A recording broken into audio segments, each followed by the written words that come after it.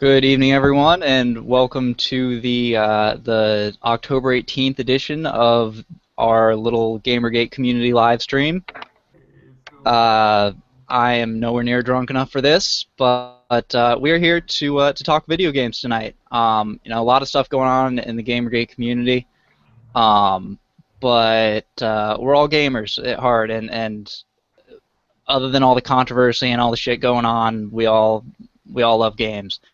So we're here to have a conversation about that, talk about what our favorite games are, what we like, what we don't like. I have here with me Victor, uh, Lisa, Hello. Ian, Good evening. Miles, How's it going? and Taylor. Hey. Oh God, Let's do this. there's an echo. Someone needs to put on headphones or mute themselves. I have headphones. Yep. Is it me? I don't think it is you, Miles. Okay. Yeah, I'm gonna.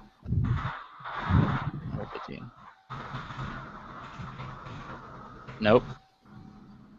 Oh, you know what? I'm a fucking idiot. It's me and my fucking thing here. All right. I had the YouTube window open in the background and I didn't know it. Sorry for muting you, Ian. I'm gonna unmute you. All right. This is only the second time that I've hosted a live stream. All right.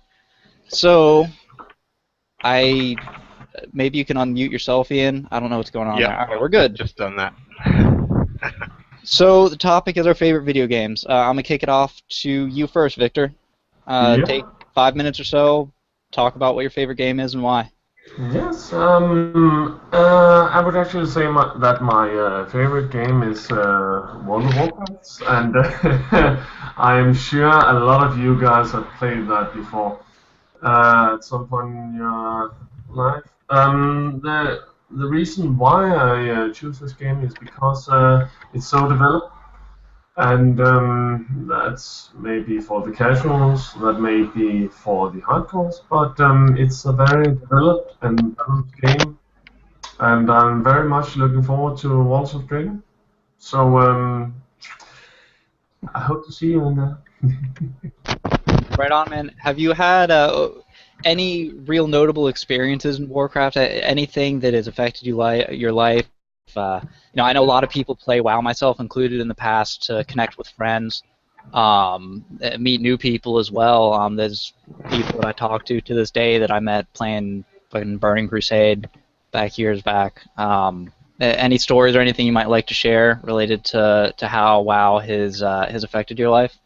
Yeah, and that is because, first of all, I find the story very interesting. I think that the stories in a video game is the most important. Well, gameplay is very much up there, but I find story to be very important. And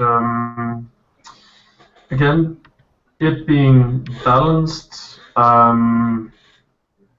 Just so that every class in a role-playing game, because that is hard to balance, has a chance to be viable. And I feel like every class in World of Warcraft has had their time to shine. And as you said yourself, I like the fact that you can make friends and meet some people that you wouldn't normally meet. So. Right on, right on. What about you? Let's go with Taylor next. Taylor, what's your favorite game? I'm tied between 999 and Danganronpa because they're both like psychological games. Can anyone hear me?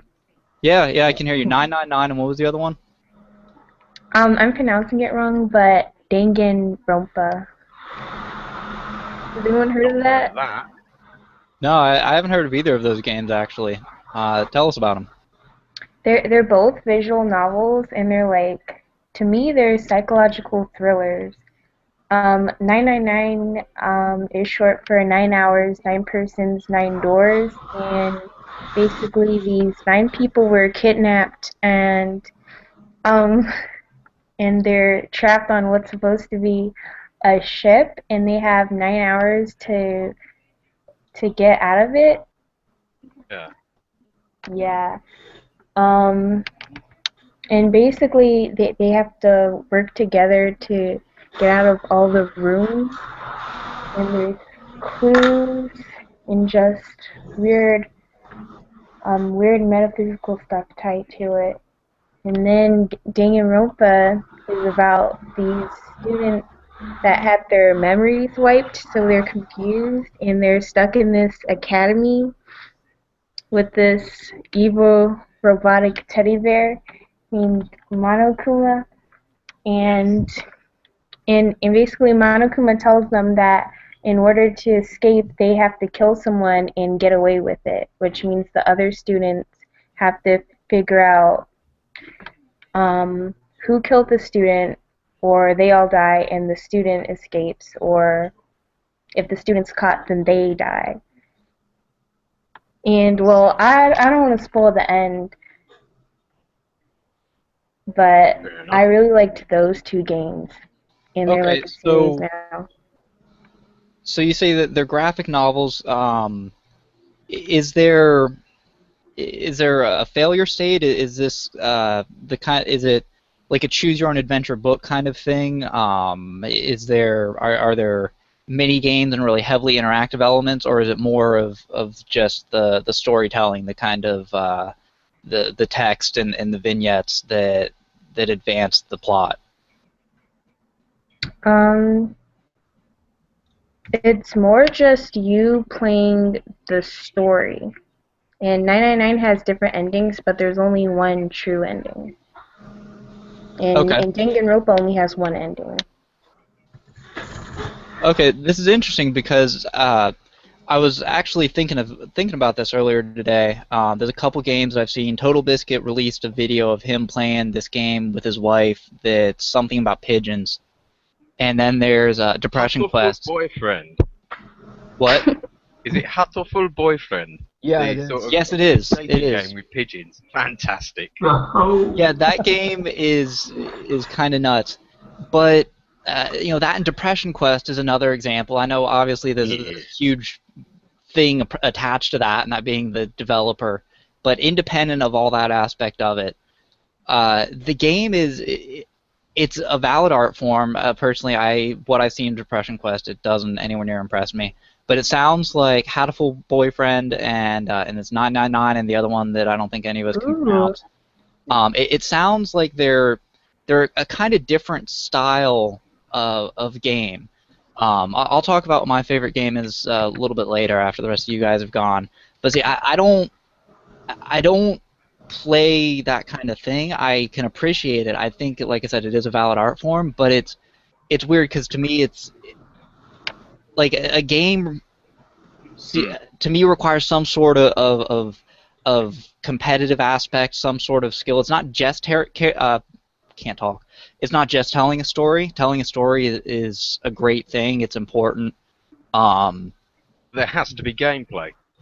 yeah, yeah. Yeah. Yeah. But then it's like, what do you call something like that? Or what do you call something like Hatful Boyfriend if there's no real way to lose other than you, I mean, based on the part of the stream that I saw with Total Biscuit, you get raped by the fat pigeon doctor or whatever. But other than that, like, there's no, it's, you guys gotta watch it after the That's stream. kind of a failure Yeah, state, isn't it? that game. Well, That game. as I see it, a game is about the experience, and if you can take anything from a game, it means it's successful. If you can learn anything, here I'm wrong, or just be enjoyed. If you can take anything from playing this game, then the game is kind of successful, and that is gonna be dependent on who you are as the player. But yeah, as long as you learn something.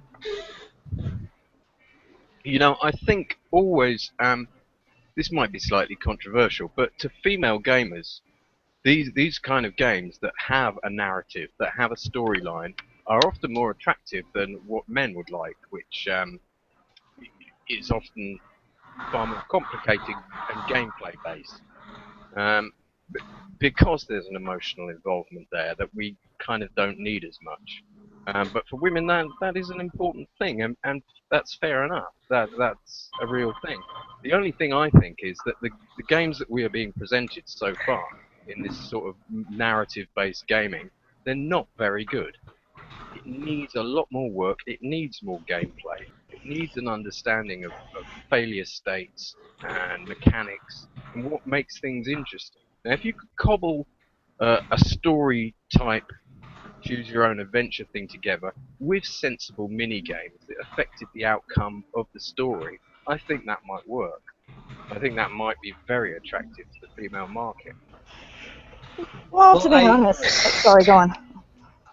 I would hesitate to generalize like that. There's a lot of different things that appeal to a lot of different people, and it doesn't always it doesn't always go based on gender lines or racial lines or any of that. And that's kind of the problem in my eyes with what a lot of the SJW types are doing. And I don't want to really get too into that. I'm trying to keep this lighthearted, not about the politics and all that aspect of it. But the fact is that there's not certain things that appeal to you just because you fit in some sort of class or minority or majority or whatever.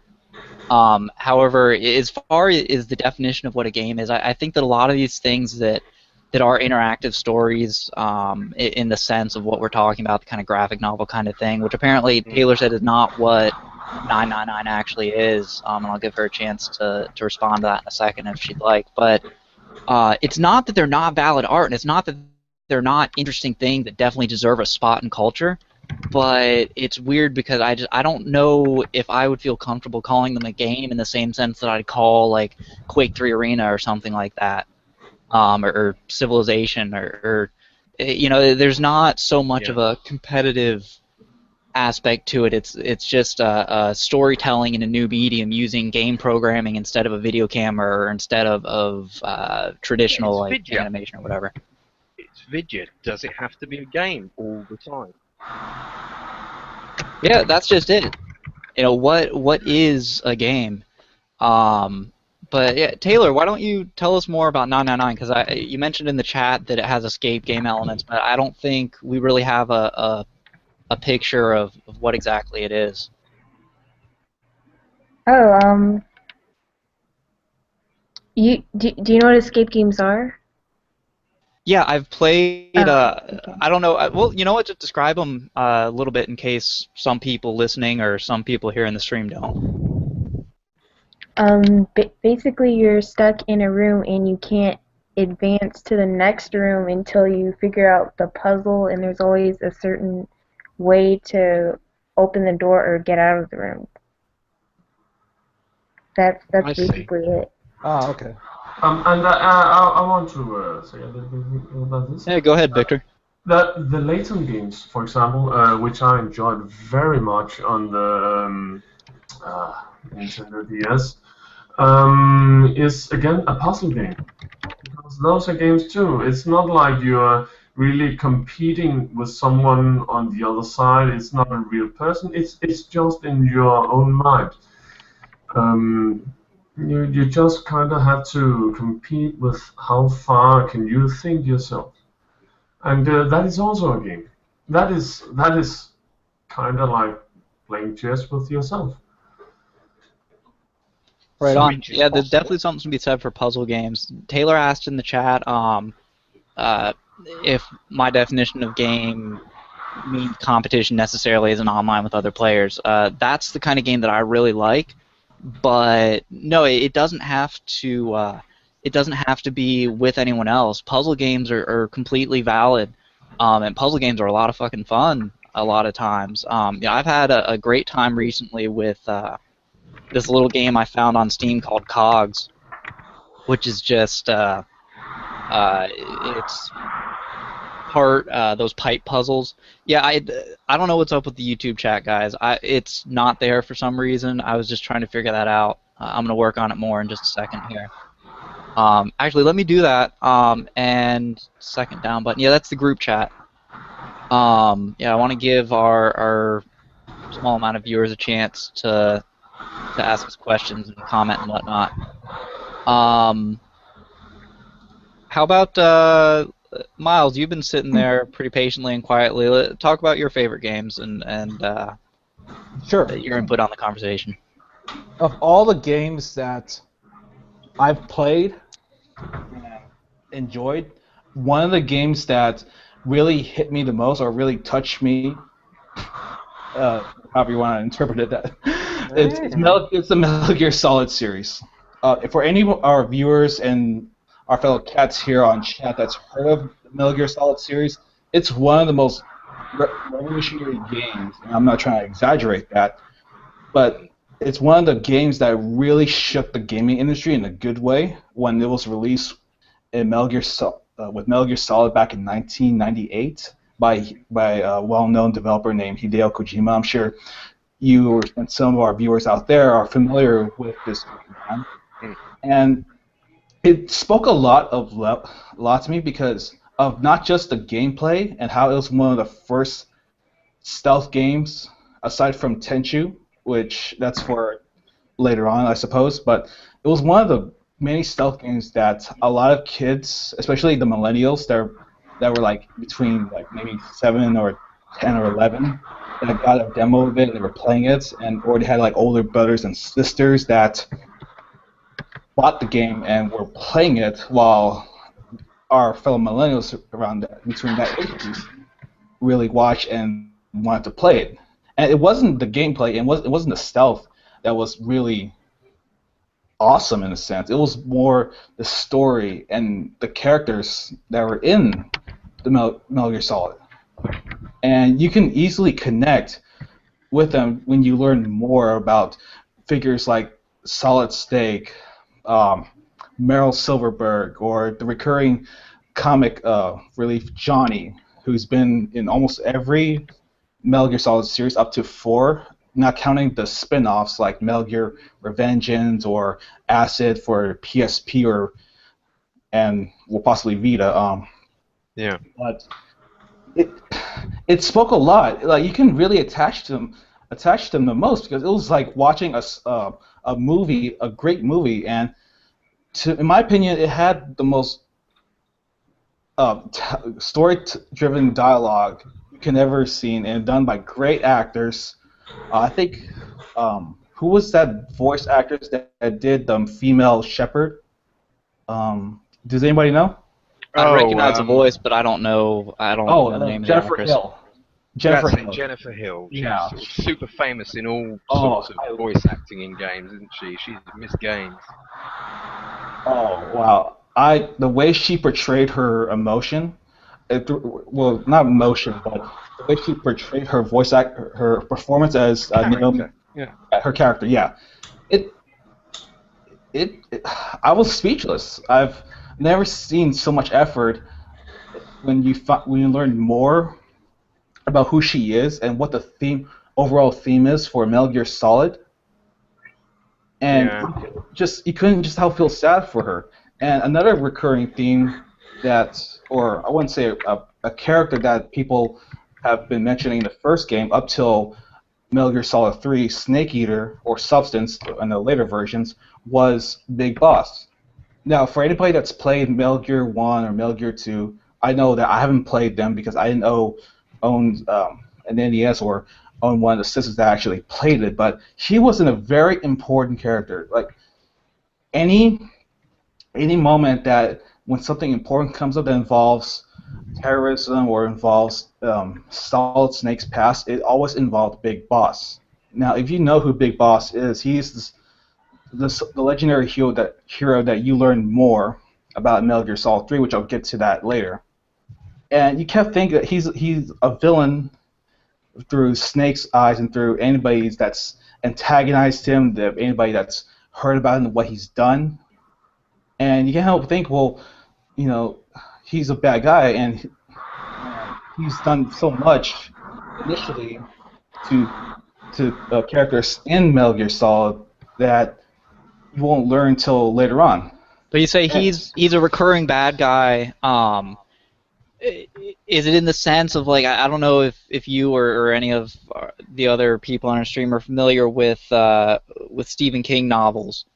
Yes. Stephen King has a character. It's kind of his representation of evil. Goes by many different names throughout his different books, but it's always the same archetype, the same sort of thing. Is it like that, where it's different stories, or It's is from a Metal Gear different. Solid all the same universe, the same continuous story? It's from a different perspective because we only got to see, or we only ever heard Big Boss as the villain in the eyes of Snake and other characters.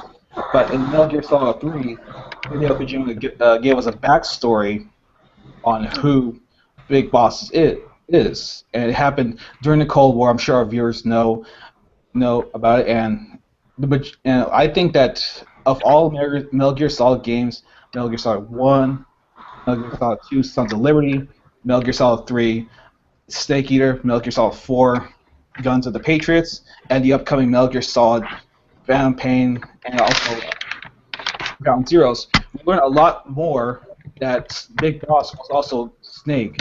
Not to spoil anything for those who have already or haven't played it before, he was a Cold War hero, and he was also mentored by what everyone thought was the greatest soldier in World War II, or the mother of special forces, the boss.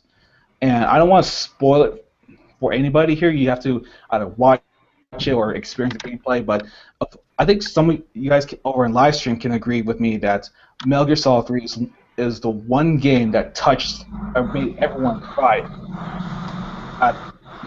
near the end. I won't spoil it for anybody, Oh guys. yeah. Oh man, I was an emotional wreck for the rest of the night. Yeah, I'll be honest. I've cried so much when that scene happened, and I even cried more when I learned the truth on what happened. Yeah, That and I actually want to say something about this because isn't that actually what video games is about? It's just to feel emotions. When I hear music, I feel emotions. I feel happy. I feel sad. It's very yeah, everything.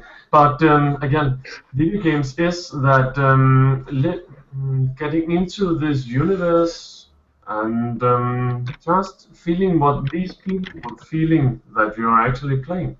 yeah. That's the nature of art, isn't it? I That's mean, and that's sorry to interrupt, but that's kind of the theme of this stream is appreciating the medium in all the forms it takes, and it's not necessarily great storytelling. It's not necessarily real in-depth, mentally stimulating things, but it very much can be, and that's an amazing thing. There's some people on the Facebook group, Tyler in particular, or Tyler.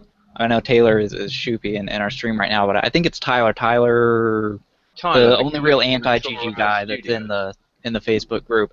Mhm. I've had a few discussions with him recently where he talks about how video games as a medium have nowhere near the depth that movies have. Um, I that disagree. Oh, what? I disagree completely. What? I think I mean, Wow, really? to say that is, I mean, I think his point is, I think he was trying to seg you maybe into kind of the validity of criticism of video games. In fact, I think that, I mean, he could speak for himself. Hopefully, I'll have him on a future stream. But I feel like my interpretation of his point was more along the lines of video games are in their infancy and they need to be criticized uh, and kind of turned into something more serious.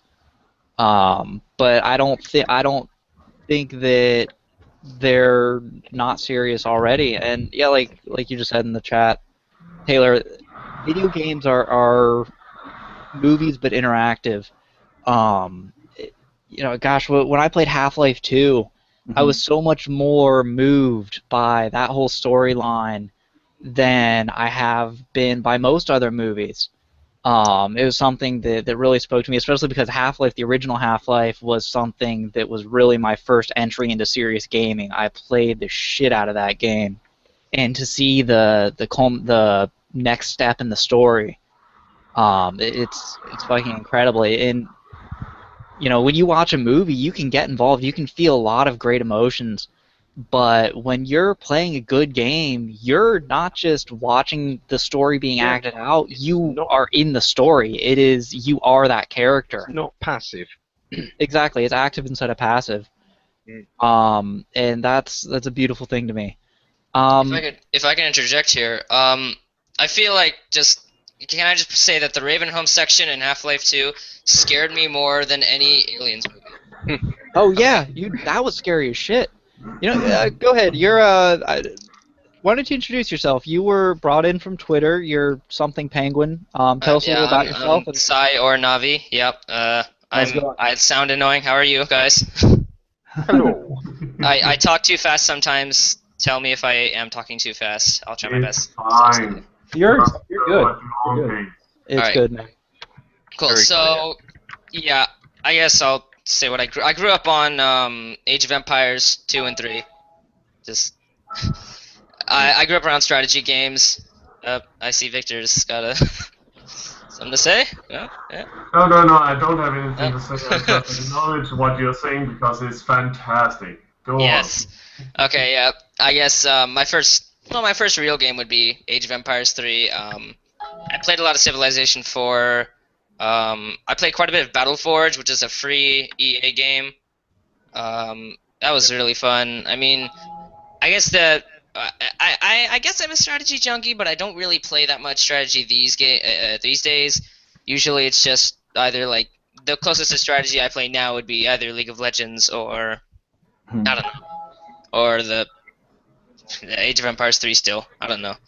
That's just me. I mean, my introduction isn't gonna live up to anybody else's introduction. Like, you know, Hey, you're I fine. can't go that deep. But I mean, I like strategy games. I play a lot of FPS games. I play a lot of games in general. I mean, you know. Right on. Well, you know what? Not We much more to say. appreciate you. We appreciate having you here and having your input. And anyone else is welcome too. If you, I can't figure out how to enable the YouTube live chat, unfortunately. But if you have a way of getting in contact with one of the people already on the stream, we can get you the link. We can fit up to 10 people at a time on here, and this is open for anyone in the community to talk about games. Talk about our love of the medium. Yeah. So, how about let's go with Lisa.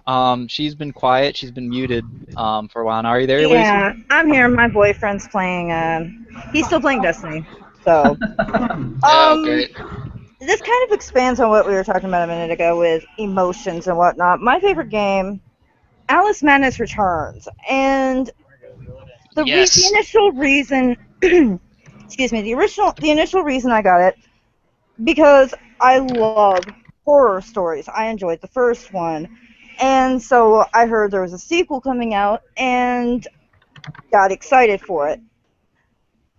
That game, the beginning alone freaked me out.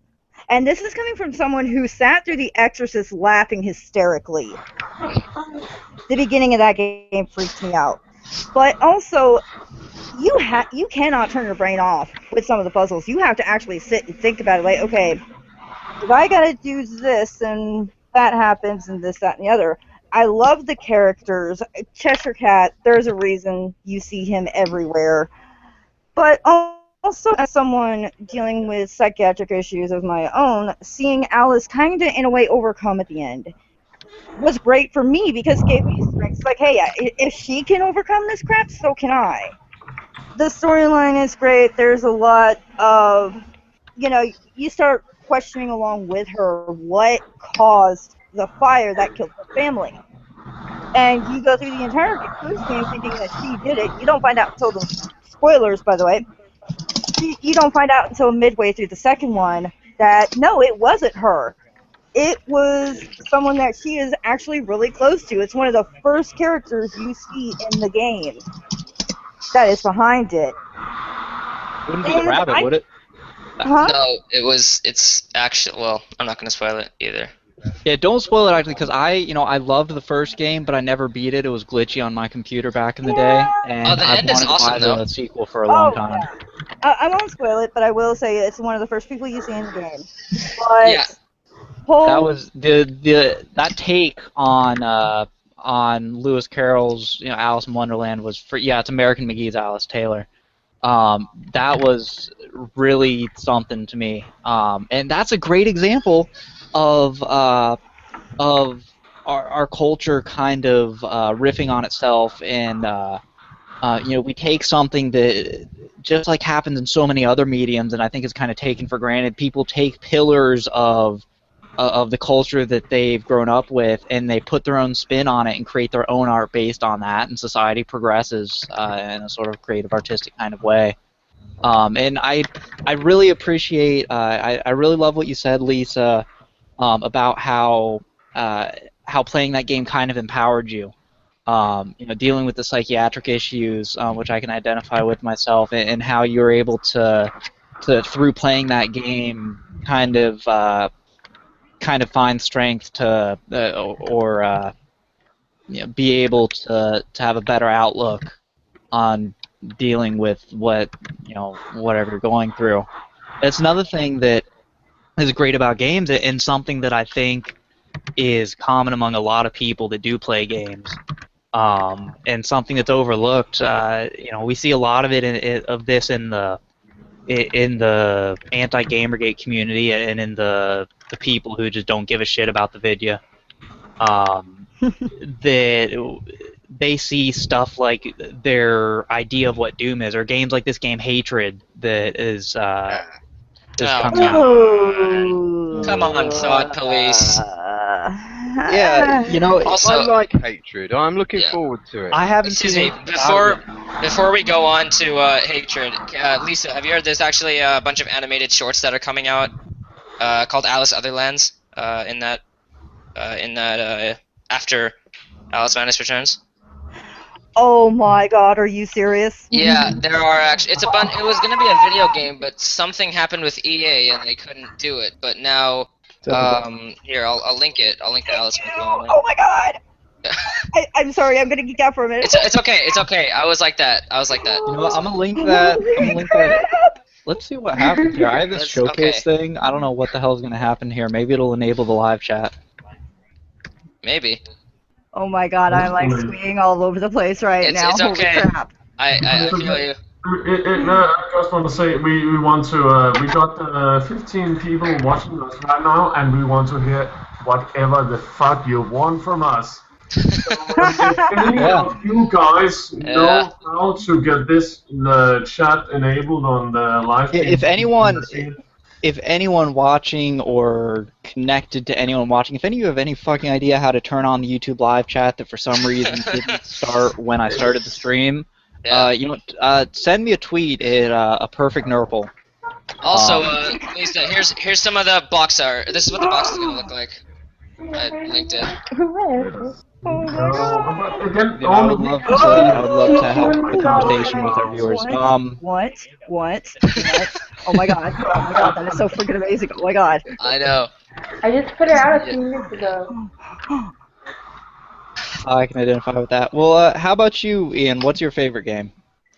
Well, at the moment, I've done about 500 hours on Space Engineers. It's a fantastic game. That's a lot of hours, dude. That game didn't come out that long ago.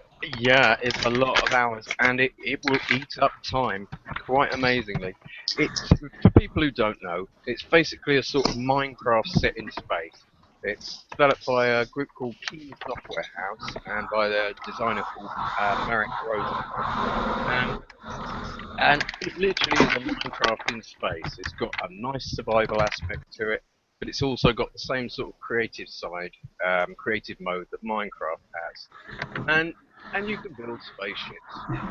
I just want to hear, is this Starbound with better graphics?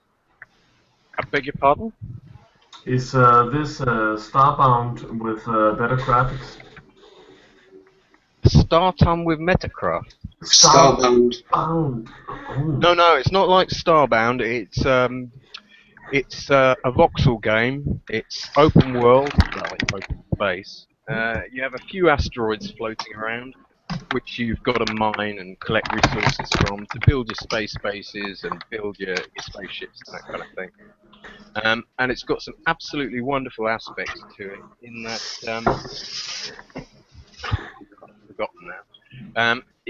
It recently went. It started as an early access game, and to begin with, it wasn't all that exciting. There wasn't an awful lot you could do. There was only so many blocks, and I thought, have I taken a risk here on an early access game? Is this going to be any good? And they had an awful lot of flack from the Steam community about the early access and where it was at, and so they knew they had to deal with all that flack, and they did that by cleverly putting out an update religiously every Thursday.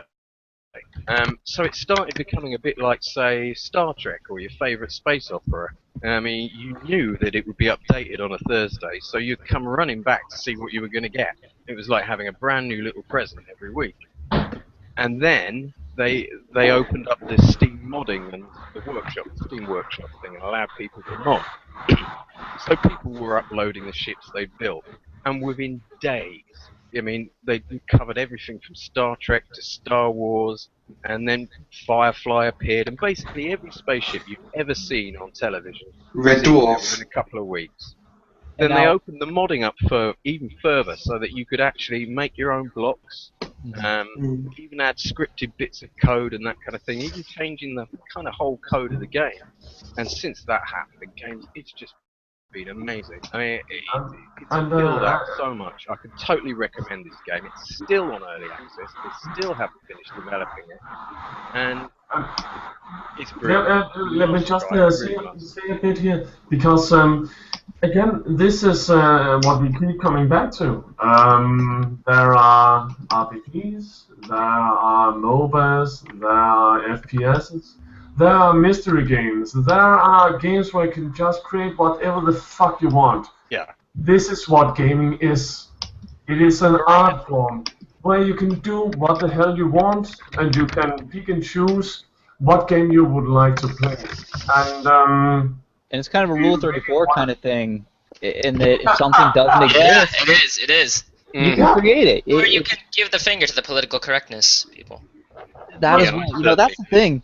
That is the difference, I think, between at least me, and I probably can safely speak for most of us in the Gamergate, the pro Gamergate community, when I say that, we don't want to. We support free creative expression, free exchange of ideas. If we don't like something, we just don't fucking like it. We're not going to try and keep it from existing or keep more of it from getting out. We just we take our money and our attention elsewhere. The way I put it, you like what you like. Mm-hmm. And don't piss on other people for not liking what you like or liking what you don't like. Let's see. I guess we've gone through everyone at this point, I think, except I think the new guy has to introduce himself. Yeah, Borges. Borges, yeah. So, Borges, good. You wanted to ask something, and then go ahead and tell us about your favorite game, and we'll go from there. It's sort of related to this, because you were saying you want to take a piss on the PC crowd. Have you heard about the controversy regarding the game Hatred? Yeah, we're going to get to that. Yep. Oh my god, boy. even now, years after I've played that game, I can't escape that damn fairy. Wait, what? Is this a joke based? Oh. Yes. Aw. Wake up. Dang it. Dang it. Hey, listen. Listen. Oh. Even at 15, I'm just like midway through the game going, shut up! Yeah. And you couldn't even, you couldn't attack it or anything. You couldn't really make it go away. It's just tried. the entire fucking game. I tried. I didn't stand there for 5 minutes swinging at the fairy, and my foster mom glances at the TV and goes, Yeah, this is something we Kill the don't need fairy. in gaming. These little hang-around characters that do nothing except be there. Someone needs to mod it so it goes like, hey, listen, misogyny. Hey, listen. Oh god, yeah. I would like Oh to my see total God. parody, actually. Yeah, I would and like then to you see should the be space able porn. to, make it go away. oh my god, I could voice act that, totally. The motherfucking space porn, man. Listen! That voice is even less annoying in the Hyrule Warriors. Pardon me, ma'am. Oh god. I have something in my pocket for you. It is long, black. What? It's a flashlight. Racist. Well, okay, come on. We all know Fuzzy's great. I'm sorry, my boyfriend loves trolling people.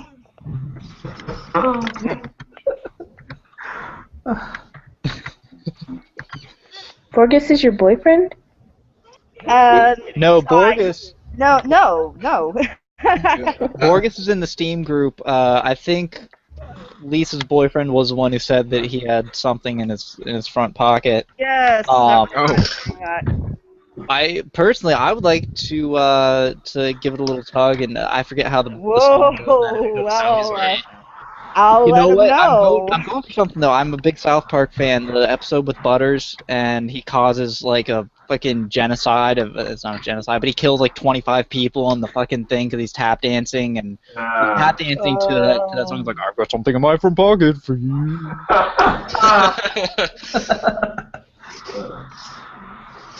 Oh yeah, he's on the phone. I'll let him know in a sec.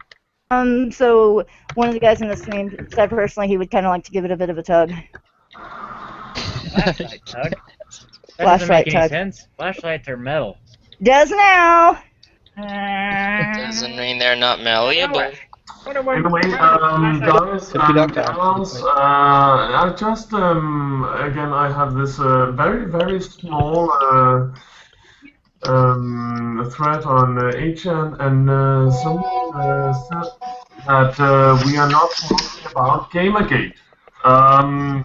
Yeah, that's kind of the point. I mean, this stream is going to be talking about video games themselves. You know, we're here. We originally got together because of Gamergate. We're people with a lot of diverse interests, diverse viewpoints, ideologies, and everything. Wait, where are they saying that? I don't know how to enable the comments. As I said to him, I felt like it was important for us to show where we came from and what video games we have played. So Exactly. People out there At the end of the day, this controversy is going to blow over. We're going to win because the facts are on our side in an incredible way. Of course we are gonna fucking win. Jesus Christ, they don't stand it. Right? Not just that. Yeah. Not just that. We're already winning. There's something I'd like to bring up actually on that real quick. You know, I've seen a lot of reports recently of people who are neutral or people who are anti-Gamergate coming to the pro-Gamergate side. Has anyone here heard of a single person who is pro-Gamergate deciding, you know what, no, I'm going to be anti-Gamergate now? I've not heard a single No, one. not a single Ever. Warning about someone trying to troll, which I think was a fail from the start. Yeah, I've noticed that we're pretty good at policing ourselves. Like, I've seen someone make a snide comment on a YouTube video. That person gets a ton of replies going, dude, shut up. You're not helping. But the thing is, YouTube comments have always traditionally been a cesspit. You know, it's people do not care what they say. Yeah, if you fall into the hole, then you'll never get out. Really. You reply to one comment and then it keeps you going forever. Sorry, go on. I just got a call from a friend of mine who's listening in, and he said, move to an IRC or something? IRC chat? Why? That's too much effort. Yeah, that's a good point. I mean, we could Steam chat's there. You guys could join the Steam chat works. Yeah, but then we've all got to find out how it works again, right in the middle of the screen. I mean, I know how it works. We just there's just an active voice chat. Like you can just click on part of it and say start voice chat, and it'll be there. Oh no, we wouldn't do. We would keep the voice chat on Hangouts, but we would have the text chat in either IRC or Steam. Yeah. IRC is just like a text chat way of doing things, but it's got like a weird. There's loads of little commands you have to learn, and it's like a lot of effort. I used to know it, then I moved on to video It's chat. not bad. It's really not bad. I mean, you don't have to know any of those commands, other than I guess you have to know how to join a channel, which is just /join and then #the name of the channel. Yeah, because my boyfriend actually just brought up a good point. With some of our profile pics and stuff, anyone that could be listening in that may not have our best interests at heart could possibly. Yeah. I don't either, but some people might. That is a valid concern. I'm personally not concerned. I don't really know of a good alternative that I'm familiar with. I mean, Hitbox is a possibility, although we saw what happened with the Ralph retort earlier today with that. Also, because you can't actually save the stream for people to watch later on You Hitbox. can, actually. On Hitbox you can. I just realized it just the other day because I was looking for King of Pole's stream after... That never seems to happen.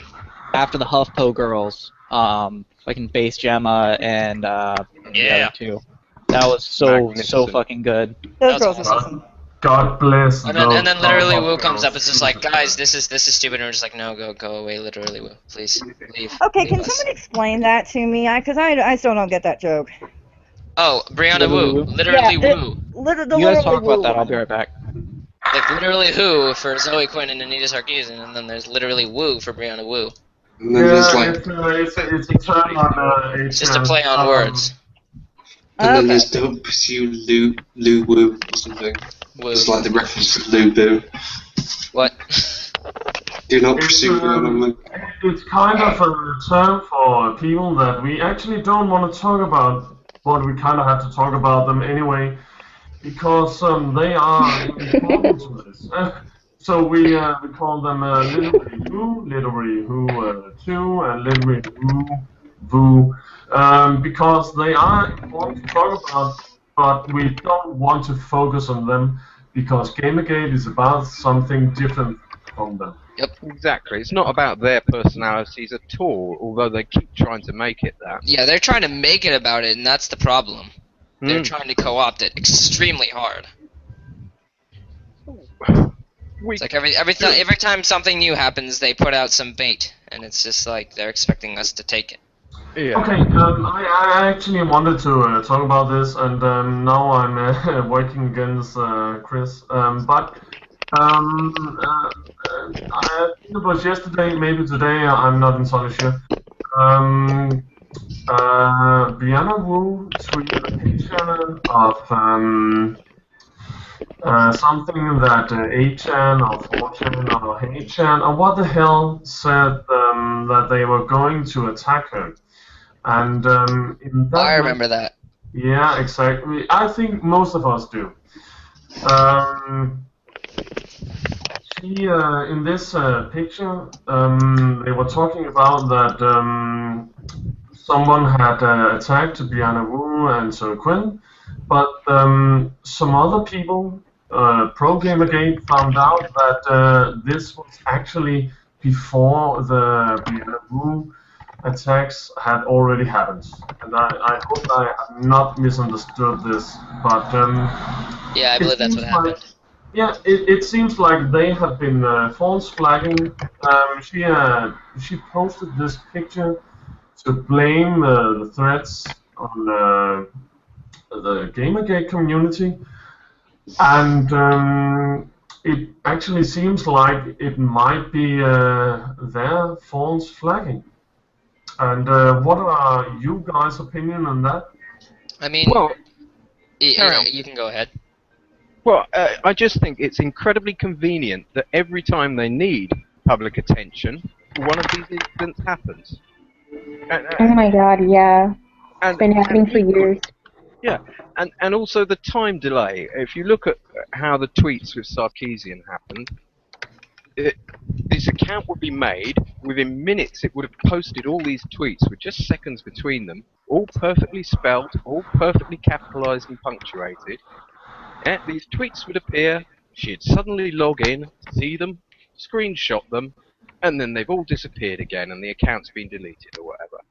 Okay, Oh, she logged out and then she screen capped them. Yeah, if you look at what is it? The odds of that happening, it's nearly infinite that it couldn't happen like that. And the problem is that people are saying, oh, because you're just doubting her. You guys won't own up to anything. What's wrong with you? It's like, no, we don't need to own up to shit because we didn't do shit. Jesus. It's ridiculous. I mean, have you guys seen the new tag tweet like not your shield? Yeah, it was started by Arthur Chu, right? Uh-huh. Yeah. Figures. Thanks, Arthur Chu, because that just made you guys look really, really bad. Well, I mean, if you really look at it, it's insulting the way this whole thing goes down. Yeah. They Because just made themselves look terrible. Well, not just that. It's looking at all this and all the coincidences, and all I can think is, do you really think we're so stupid that we're not going to catch that? We catch that within minutes of it happening. Some people It's. Well, they know we're not stupid. They're relying on the fact that the media and the public are ignorant. Not stupid, but they just don't know about anything. Or they don't care. They don't care either. No, So they will accept what they are told. I want to say something here about this because I had this theory of mine that the media is not, and I'm talking about the public media now, places like NBC, CNN, I don't care. I think that they are afraid that when the Gamergate community are done here, we will go for them. Because yeah, exactly. I think we should do that too. We're But, going to tabletop next. It Oh, is God. just that if we as Gamergate can change anything in this gaming media, we can actually go for the next in the queue and just go beat down on them and change their system too. And that is why that the public media is supporting these anti-Gamergates. Mm. You hear they said that we were weaponizing charity. Another thing is that Seriously. They said they're what we're. Okay, This is let's hear from. I'm just picking some random. Borgus, what do you have to say about this? Look at Victor taking over the chat. But yeah, you're the head man because you got a beard. Is that how this works? Yeah. I've got a beard too. I think that this is an important one because it's got mass attention. Because of all of the media attention that the gaming industry gets, it's not as obscure as psychology or gender studies. It's actually a place where you can actually engage this sort of stuff, and it's just niche enough that you can actually possibly win the battle. True. Yeah. And I think, other forms of gaming, because there's been a lot of talk about moving Gamergate into tabletop gaming, because they've already got a hashtag, spells fired. And that's already been an issue, actually. It's already been an issue. I follow a little bit of tabletop gaming on Reddit. I've subscribed to their subreddit, and I don't pay too much attention, but apparently there's been an issue with a lot of the SJW infiltration, the kind of... Warhammer 40k as well. Yeah, the whole authoritarian kind of thing where it's not okay to just enjoy the game. You have to have a particular ideology. There's not enough gay characters in your fucking Warhammer 40k. Real quick. Like, why does it matter? Real quick, for the greater good. That's all I must say. You cut out, man. Oh, for the greater good. That is all. Okay. Purge. I'd like to get it back a little bit to gaming. I know Gamergate is very important, like I said at the outset. That is what initially brought us all together. But I never got to tell you guys what my favorite game is, and that is in the end what after Gamergate blows over, we're still gonna have the community, and we're gonna have the video games. We're gonna have the shared love of enjoying good entertainment. Honestly, I think this whole thing made the gaming community even stronger. It absolutely did. It absolutely did. It's survived. There's people here who would have never. I've been talking to people who I would have never been willing to talk to in the past, because of this shared the hatred of some of the outsiders has pushed us all together. We've been put in this box, but since we're in this box, we might as well fucking get to know each other and have fun. I would say the hatred from people outside the gaming movement, not our hatred of people outside the gaming movement, because that's what I meant. Yes. The hatred coming from the outside, not because we're not really generally a hateful group. I don't think. I feel a lot of inclusivity, a lot of we don't care about your politics. We don't care about your fucking vagina or lack thereof. We just want to play good games with other people who like to play good games. Oh yeah. When you've united console gamers, PC gamers, phone gamers, you've stopped infighting between Tumblr, Reddit, and 4chan, and all these other websites, and you've got not stop. You've even got I remember seeing a picture I never thought like a League of Legends player and a Dota player I never thought I'd be fighting with a dofag, but we're in this together now. Something like that. No, Dota something like that. I probably got it wrong. That sounded really weird, but Yeah, I mean, no, I'm not the one. I'm not the one who said that. That's just a did tweet I sound pretty quoted. weird. That's just That's it, just though. a But tweet I saw. We've been through this scrutiny from the media for decades, even ever since gaming was born. We've gone through their scrutiny, their Yeah. slandering, and Yeah. in the end, we survived. We're still here. They we can't. survived and we're stronger for it. Yeah. Hey, look, they did this to rock and roll has never died. Exactly. Exactly. Yeah, and Amen. comic books. And However, movies. video did kill the radio star. True. Yeah. Just saying. Yeah. You know what? So we've talked about a lot of different games here. You know, we've had WoW, we've had escape game kind of Japanesey kind of things. Space engineers. We've had Minecrafty kind of space. I don't know what to call space engineers. A very games. sandbox kind of thing. I didn't say my favourite game. Okay. So I'm No, going to you didn't. Go ahead. Stronghold. The original Stronghold. It's my favourite game. Oh, yeah. Oh, one of my friends played that a lot. He loved it. Tell us more about it, because it seemed to him, and he's an intelligent person, so you must be too, that it's an amazing game. It's just like the only real game that gives you an intricate, like the way that the castle building interacts with the social element of it. It's just amazing. It's like you feel like it's like SimCity except with castles, and then it's got all the drama of like you can throw diseased cows at people, and it's just like and you can look in at little buildings. You see inside the buildings got all these intricate animations, and they've got all of these different like little characters with their roles and stuff like that. So for like me, when I was like 4, because it was like the first game I played as well, it was just like amazing. It was like a toy box, basically. Sounds like a touch of me. I'm interested. Yeah, it's just great. It's so detailed, and there's like this amazing soundtrack to it, and there's the judiciary system. There's like it's so intricate. It's amazing. You know, speaking of things like the soundtrack, and you mentioned a lot, and we've all talked a lot about not just what our favorite games are, but why they are, and we've mentioned a variety of different reasons.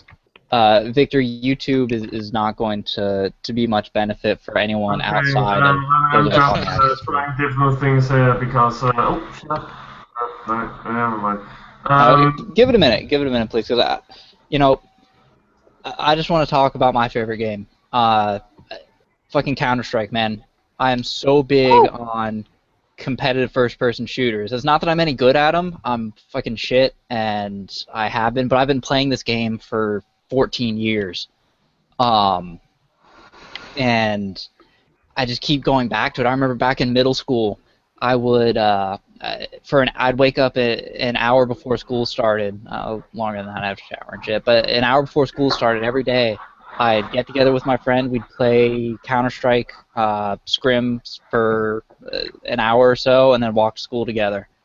And it's been a consistent part of my life. I play so many other games, I'm interested in so many other things, but I keep going back to that, and I love that sort of communal aspect, the ability to sit down with friends in the same room at a LAN party, or often nowadays across the other side of the fucking world, and see who's better at fucking Dust 2 or whatever.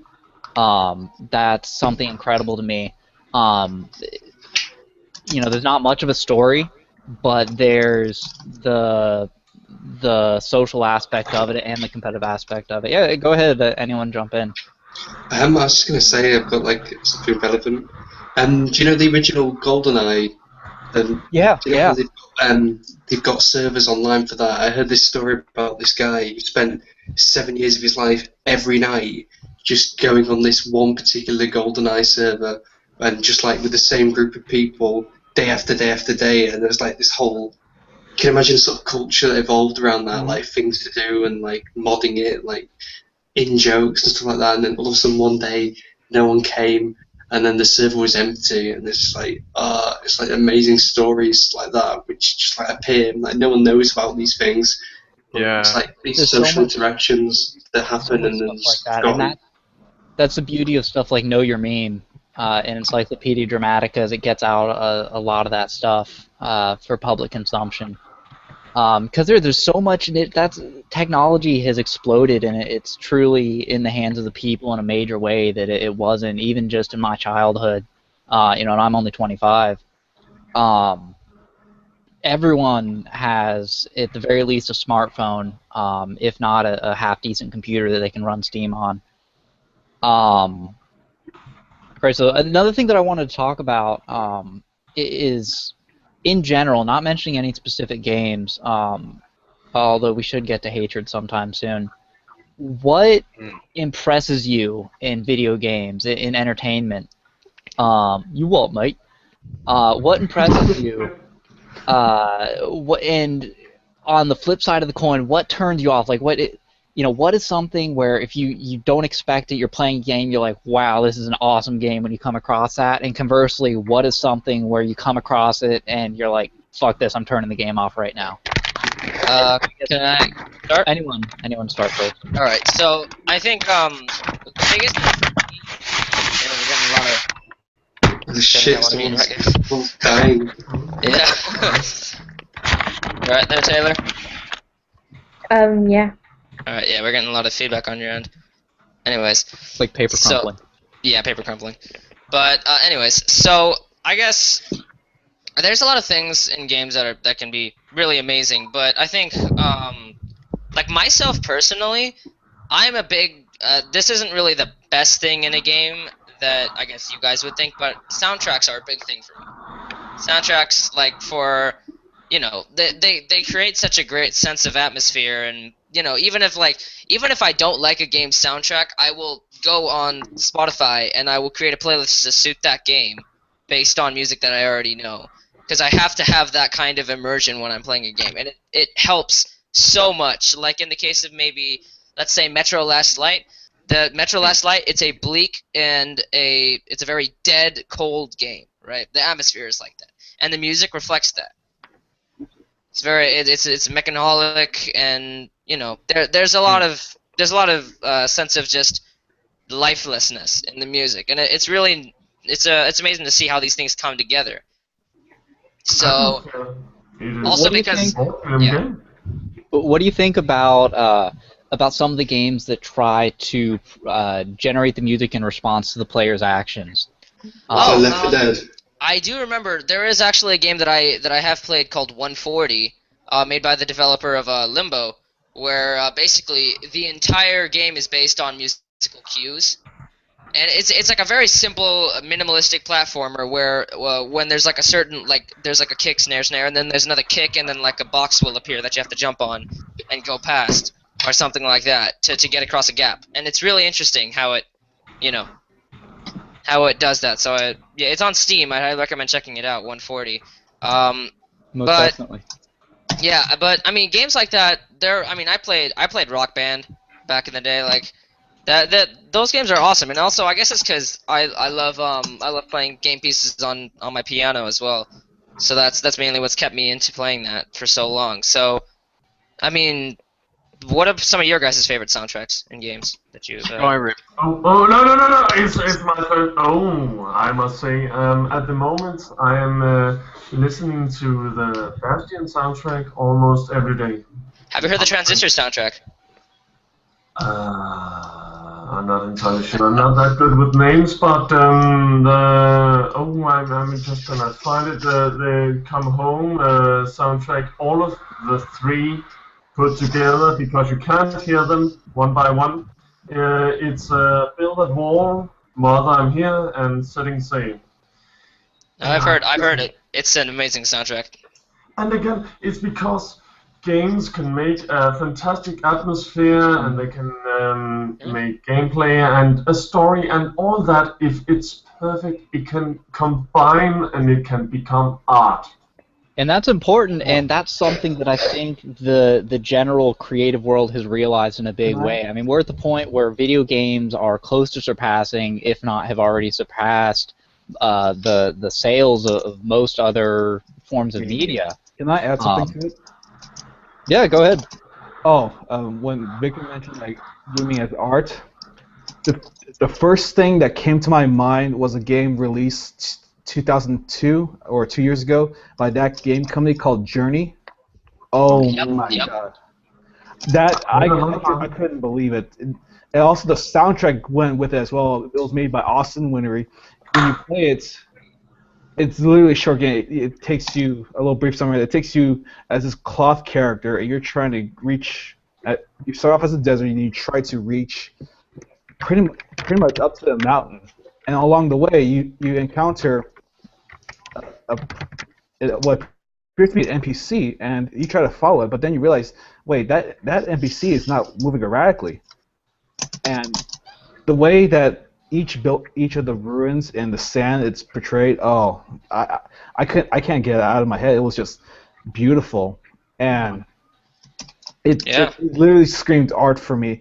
And if you played it or you've seen it, you know that there is this one part of the game where you're sliding down the sand dunes and camera rotates to the side, and you actually see the beautiful sunset of that mountain. Oh, and as well as the graphics of that sand that's coalescing or reflecting off it like a ocean. Oh man, it was just screaming art. I'm sorry for interrupting, but I feel like you got a very important point here. Yeah. At some point in time, people feel like that books they were beginning to be kind of a problem because they weren't getting the message out there. But eventually, they became art. Yeah. And the same for TV. At some point, people thought, "Oh, TV, what the hell is that?" They're just using some kind of image magic to show us how we are gonna live and blah, blah. But eventually, it became art in movies. Yeah. And that is what, actually, this is also a bit about. We are at a point now where games are entering the point where they will be art, mainstream art for everybody. And of course, some people are going to try and fight that, but we are trying to fight for that it will become art. Because I agree with the sentiment, Victor. However, I think the games have always been art. I mean, any sort of creative expression, and video games are such a pure example of that because they're born out of binary, out of or some higher level language on top of that. There is no element of them that exists before someone creates them. And they are art. And even the simplest, even Pong, even Asteroids, that is art to me. Yeah. It's nowhere near as... Everything can be art, but there will always be someone who will fight against this idea that they are art. And that is actually what we're going through right now, because games are, well, they are only about 10, 20 years old. Before that, we didn't have computer games. Well, I'd say about 34, 35 maybe. Yeah, I believe the first game was created in the late 60s, early 70s, shortly after I'm the sort of. internet. I may be wrong. I know all the way back to about the 1980s early 1980s is where my knowledge goes back. So. But the thing is, now they're becoming mainstream. Now they're becoming for everyone. And some people are going to try and shape this art so it appears in the picture they want it to. Yeah, something that's morally acceptable to them. Right, yeah. Political correctness. You got Marcus, you have something to say? I wanted to just say that what we're seeing now is the conflict between those who view art as a way of controlling and shaping society how they want it, and those who view art as just the expression of the individual. You know, that's what I fundamentally see the conflict as being.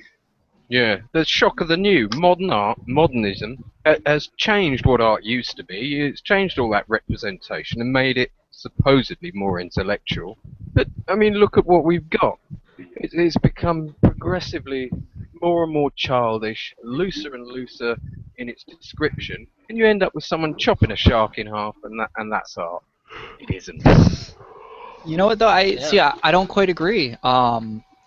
I feel that art is simply any sort of creative expression that someone else appreciates. It doesn't have to be. It doesn't have to guide culture or express the individual. It just has to be something that's put out there. Many times it will express the individual in some sense. At the very least, it's going to be a reflection of something that they were thinking. Otherwise, they wouldn't have created it in the first place. Many other times, it's something that's created to guide culture. One of my favorite lyricists of of late is Kate Tempest, and she has a poem about that called "The Mouse and the Lion's Hair," which is really good, worth checking out, I've perhaps. met her once. You met her? I think so. Not at a gig or anything. A mutual friend's party up in London once. Badass. And Fucking brilliant, dude.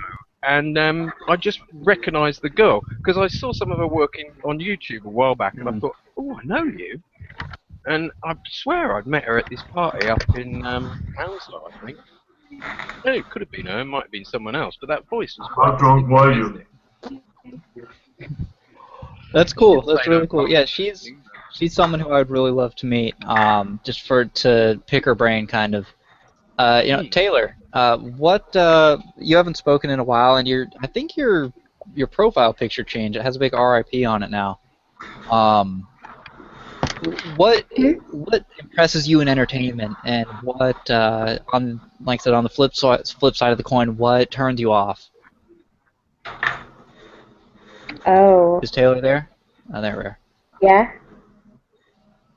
Yeah. Hello? Yeah, I hear you. Actually, what I'm impresses not you in very. entertainment? I'm not very good at like retrieving my answers to broad questions, so I can't really answer that. So you just don't particularly enjoy or have experienced art much. So that's fine. What? I wouldn't say that. Are you essentially saying that you're not that into art? No, she's saying that she's not good at that's recalling an answer to a question that's bothering that. She's not good at speaking on the spot. Let her answer. Right. Like it would have to be a really specific question, and it's not that I'm into art. Like it happens with any broad question. Like I just can't get my answer. How about you, Ian? What are you? Unless we already talked about this. I did about 8 years in art college, Okay. and I'm not very good at art, but I really did enjoy the art history aspect of it, which was quite fascinating. And art has changed in the 20th century. Well, sort of earlier-ish. It went from the old style of generally representational art, and then when Impressionism came along, things really began to start changing and progressing in a more intellectual way. I mean, they weren't doing storytelling and doing representational, examinational paintings of people and things and life and that kind of thing. It became more an examination of the self and the world around it, about your perceptions of what you're seeing around you. And that was great, but it's continued and continued, and the definition of what is art and what is worthwhile has continued to expand to a point where art is almost meaningless because there is so much of it. Because almost anything can be considered art if it is done with that purpose. I kind of don't like that. I think that's far too easy, and I think it encourages laziness, and it encourages people to do art simply because they're not very good at anything else. I mean, all through art college, I saw so many people who were just doing what was expected of them, doing what they thought people would like. And it was lazy and it was boring. I mean, this is going to sound like a criticism of women, but there were so many women on these courses that I went to in various places who would endlessly paint vaginas and angels. Angels and vaginas seem to be cropping up again and again and again. Wow, that brought up an energetic need. But do you know what? That's actually it, because gaming is a new art form. It is kind of new because we had paintings for so many years, we had books for so many years. Gaming is a new form of art, and a lot of people can get into it, and everybody is welcome to get into it because it is art. Everybody can express themselves through it, and that is what is amazing about it. And that's kind of the point with not just games, but with art in general. I understand where you're coming from, Ian. You're someone who went to art college. You saw what you interpreted as laziness, and I understand that. And in the society that we live in, We want people who are good at things to succeed and be appreciated and make money doing those things, and people who aren't good at them to not as much. But for me, people are going to create either way. My big thing is I'm a pretty left libertarian kind of guy. Um, I I don't want to see other people's free expression suppressed in any way. Even if they're shitty at something, if they want to say it, let them say it. As long as it's not some sort of like physical threat or something. Um, what do we got? People lodge you in with other artists. Yeah, that's true. That's absolutely true. But that's what that is. What it is. You express yourself because of something within yourself. What other people interpret is out of your control. After you've put it on the paper, put it in code, put it on the canvas, whatever. You create art for yourself because of your need to express it. So I kind of feel, and that's my big opposition to the SJW types, is they're trying to shame people for putting out certain types of expression that they find unacceptable, or for not meeting their quota of LGBT people in the fucking game or whatever. It bothers me. Yeah, it gets worse because they'll shame you into cheering for stuff that you know is rubbish. And I hate the way they always try and force us to lie about stuff. Do you know what I mean? They'll come up with their crazy theories and say you have to agree or else you're a bigot. And I think, well, no, because look, you are just wrong. You are just wrong on that issue. I mean, even science is telling us on issue A, I won't get too close to it, but say on an issue, the facts say this and your ideology says this. And then these people will come up to me and say, you have to agree with us. You have to cheer with us. They will try and agree, or you're a misogynist and you hate women. Huh? It's people. Yeah. Not only do you have to agree, but they shame you and they talk. They'll publicly accuse you of being a misogynist, is what we're seeing a lot. Yeah. All that sort of stuff, and it's bullshit. It is. It's like Mao's bullshit. Cultural Revolution. They will send the kids out to get you and drag you into a criticism session where you will be shamed and humiliated, perhaps even beaten. Yeah, I mean, they can't beat us, and that's what annoys them. That's why they get so frustrated and so angry, because they can't drag us out of our houses and beat us in the streets. That's the way I feel. Sometimes, yes. Sometimes, absolutely. But I think a lot of these people are just incredibly frustrated in general. I've browsed Tumblr in action a lot, and I know that they're an extreme kind of viewpoint, and I hope they're a minority. But there are a lot of people who just have so much hatred and maybe they were wronged as a younger person by someone, and they've carried that on. They haven't been able to let that go, and so they're just abusing a lot of other people under the banner and guise of equality and that sort of thing, diversity. Miles, would you like to maybe share that in the stream? What you just mentioned in the chat? Yeah. I just had my sister earlier talk to me about Gamergate that she heard about through the mainstream media, and she tells me that, are you associated with being a misogynist? I told her, what? Are you kidding me? Are you actually believe in that BS? And she tells me, well, you do play a lot of video games, but that doesn't make me a misogynist. I'm not going to say her name, sis, but you're accusing me of being a gamer and by being a misogynist because I enjoy what I like to do. I mean, not even my mom knows about. Well, my mom's heard about it, but she doesn't care because she knows it's not true.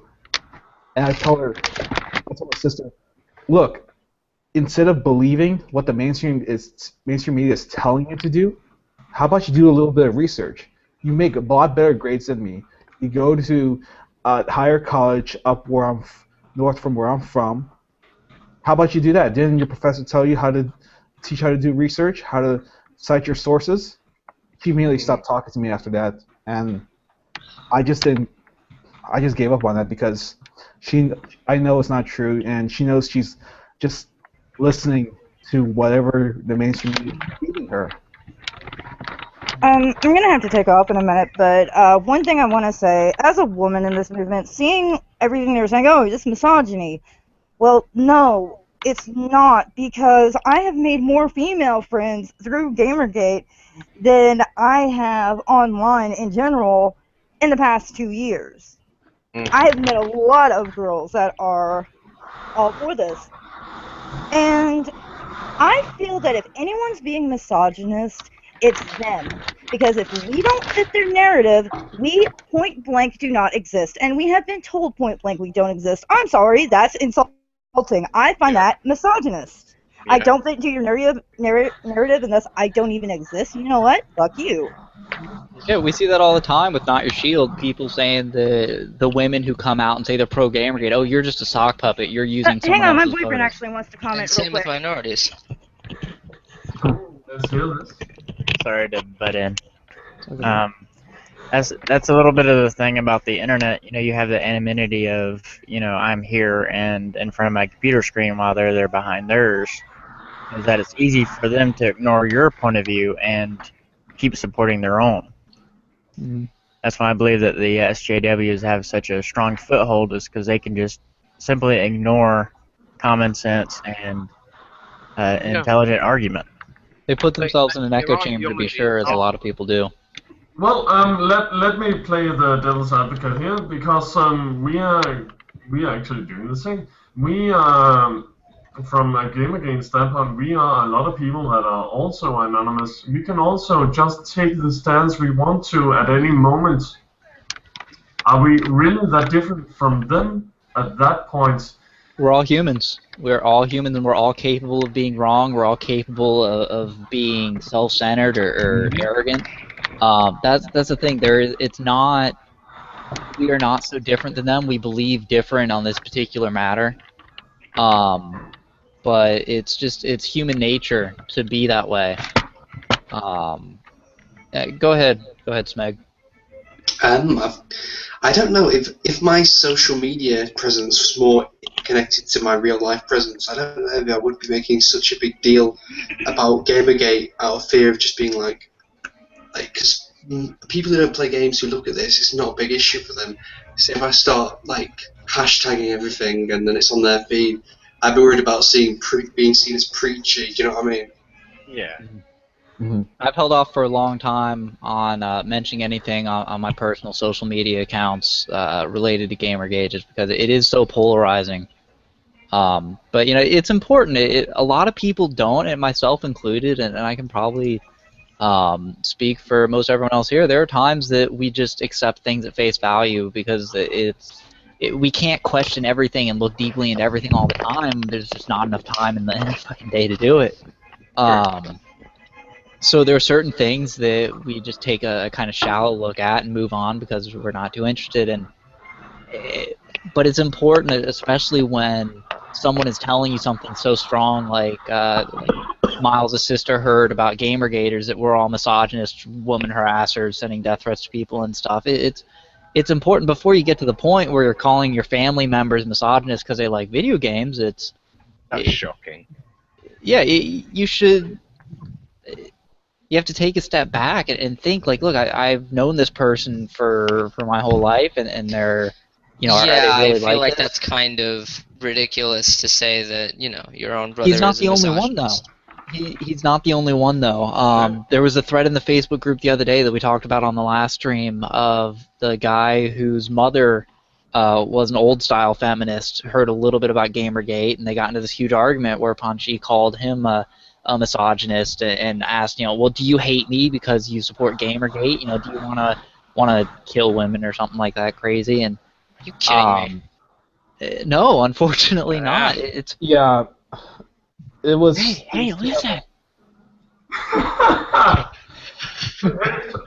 sorry, I was just hearing some music, and I was saying that maybe now you might be the culprit.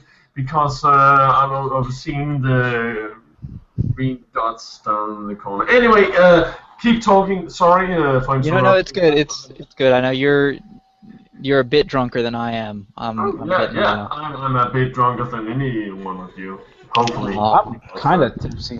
I'm jealous. I haven't drank anything. Well, you know what? Lisa, you had to go. You said you had to go at 11. Yeah. I should. We're gonna.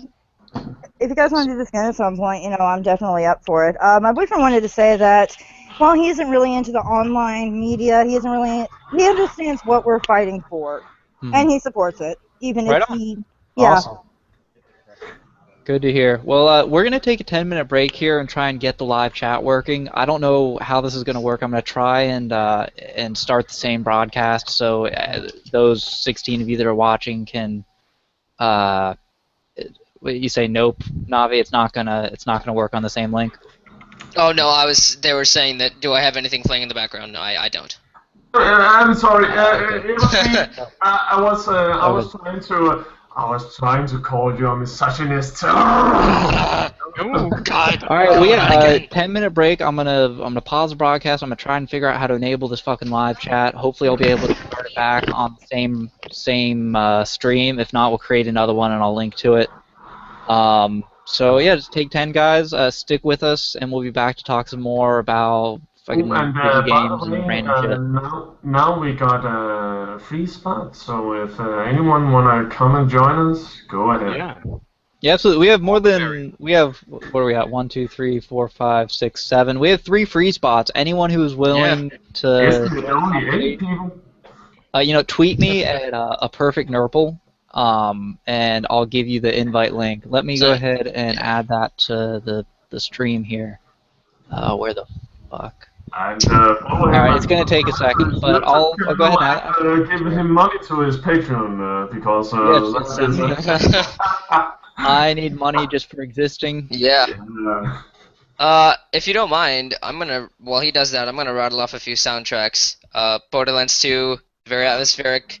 Skyrim's up there without a doubt. Valiant Hearts, has anybody played that?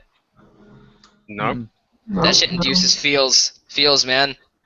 But here and my feels. DMC Devil May Cry, that's by Noisia, which is actually drum and bass, which is really cool. The Pokemon games, the gym, Elite Four and Champion themes, like Cynthia's theme. Cynthia's theme. That's. Have you guys played that? Or have you guys played Gen 4, Diamond and Pearl?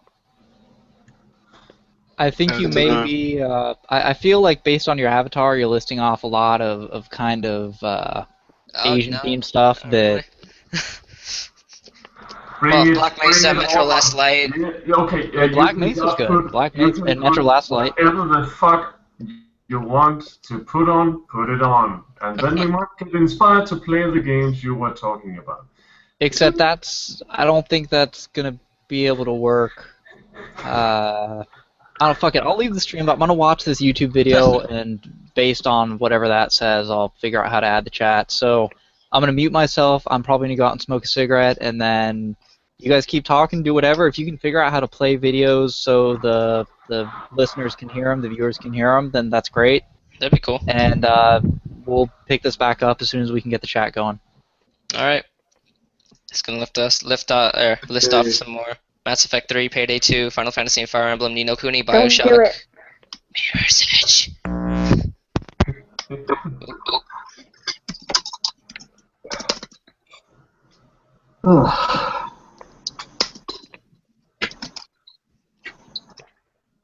I don't know how we can link audio through our mic though. That'll probably be messy because I'm trying to talk and put audio at the same time. So none of us really know how the fuck this is working. So go ahead and do whatever the hell you want. Okay.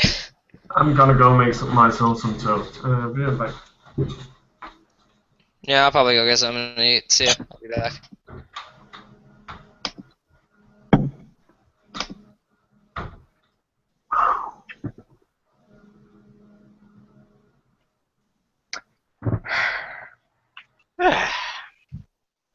Thank God we got rid of them. What? I'm still here, motherfucker. Oh. I wandered off and started looking at Facebook. I saw these two chubby kids that look like they're from the 60s having a punch up. There's a lot of that in my news feed. Just weird stuff of people going, "Oh, have a look at this fight."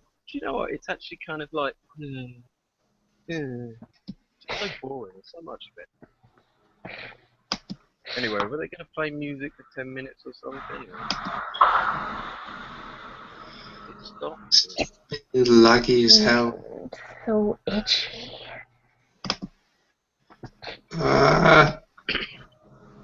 Right, I should go have a pee or something. Catch you guys in a bit. Yeah, I'm just gonna indulge myself.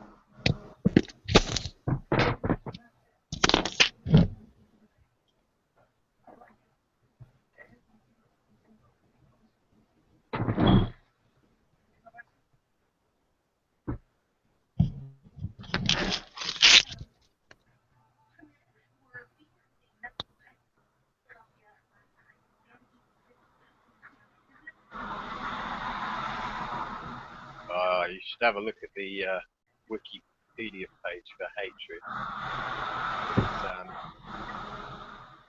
It looks very much like Polygon have just gone for them in a big way. Oh, don't remind me. I've put the link in the chat to the Wikipedia page. But essentially, it keeps saying the same thing. It's a reaction to political correctness in gaming and games art. Developers are quite surprised by how bad a reaction it got. The editor-in-chief, I issued out a long stint about Gamergate, and to no surprise, they're not budging. They still think that we're a bunch of misogynistic individuals that Go ahead, I need a Sarkeesian.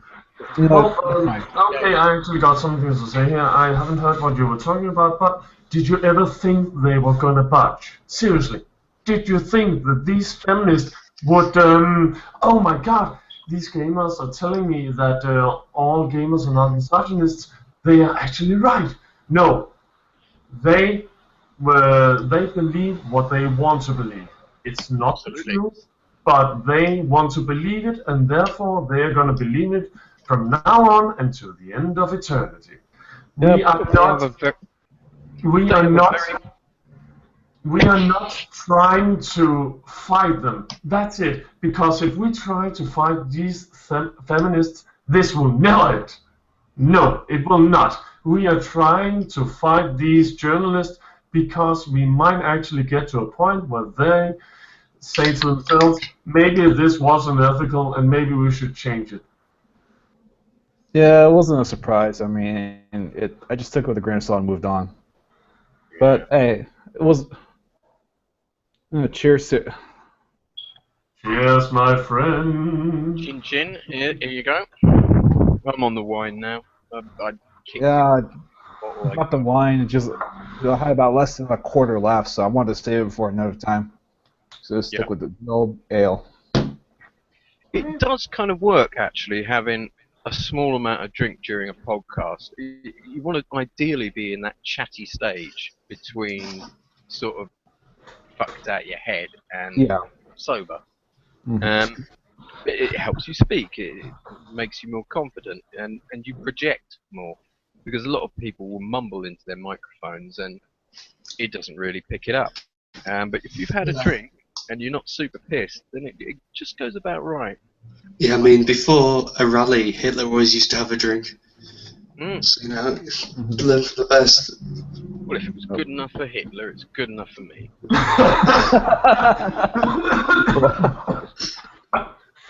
Tell me we're not on air.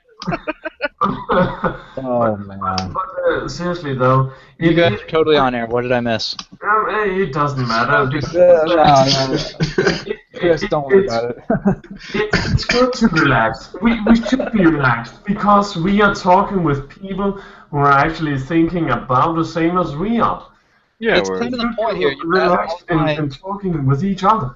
That was my goal for this stream. By the way, a guy tweeted me. We're gonna have a Swedish gentleman on, hopefully here in a minute, as soon as I can Awesome. get an invite link. But Well, the point of this is to relax and kind of take a break from all the intense political stuff, the controversy with the media and all that, and just talk about what's really at the core of this, which is the video games themselves and our enjoyment of them.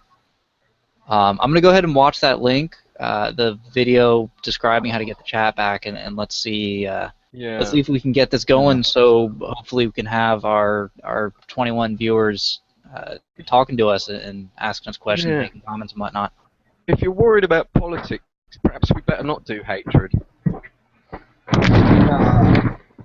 You know what? No, I think hatred is appropriate, but let's get this guy on and see where the conversation goes from there. Yeah. Like I said, though, I'm gonna watch this video.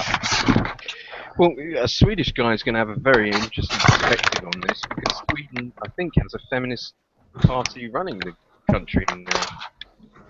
I might be wrong, but definitely a left-wing government that has done an awful lot of left-wing things in Sweden, and it would be interesting to hear that.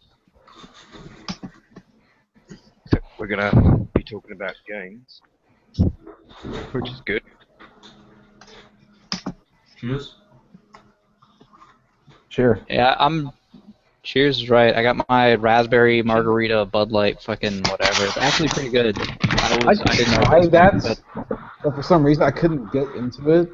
I mean, maybe it's just like soda, but more spiked.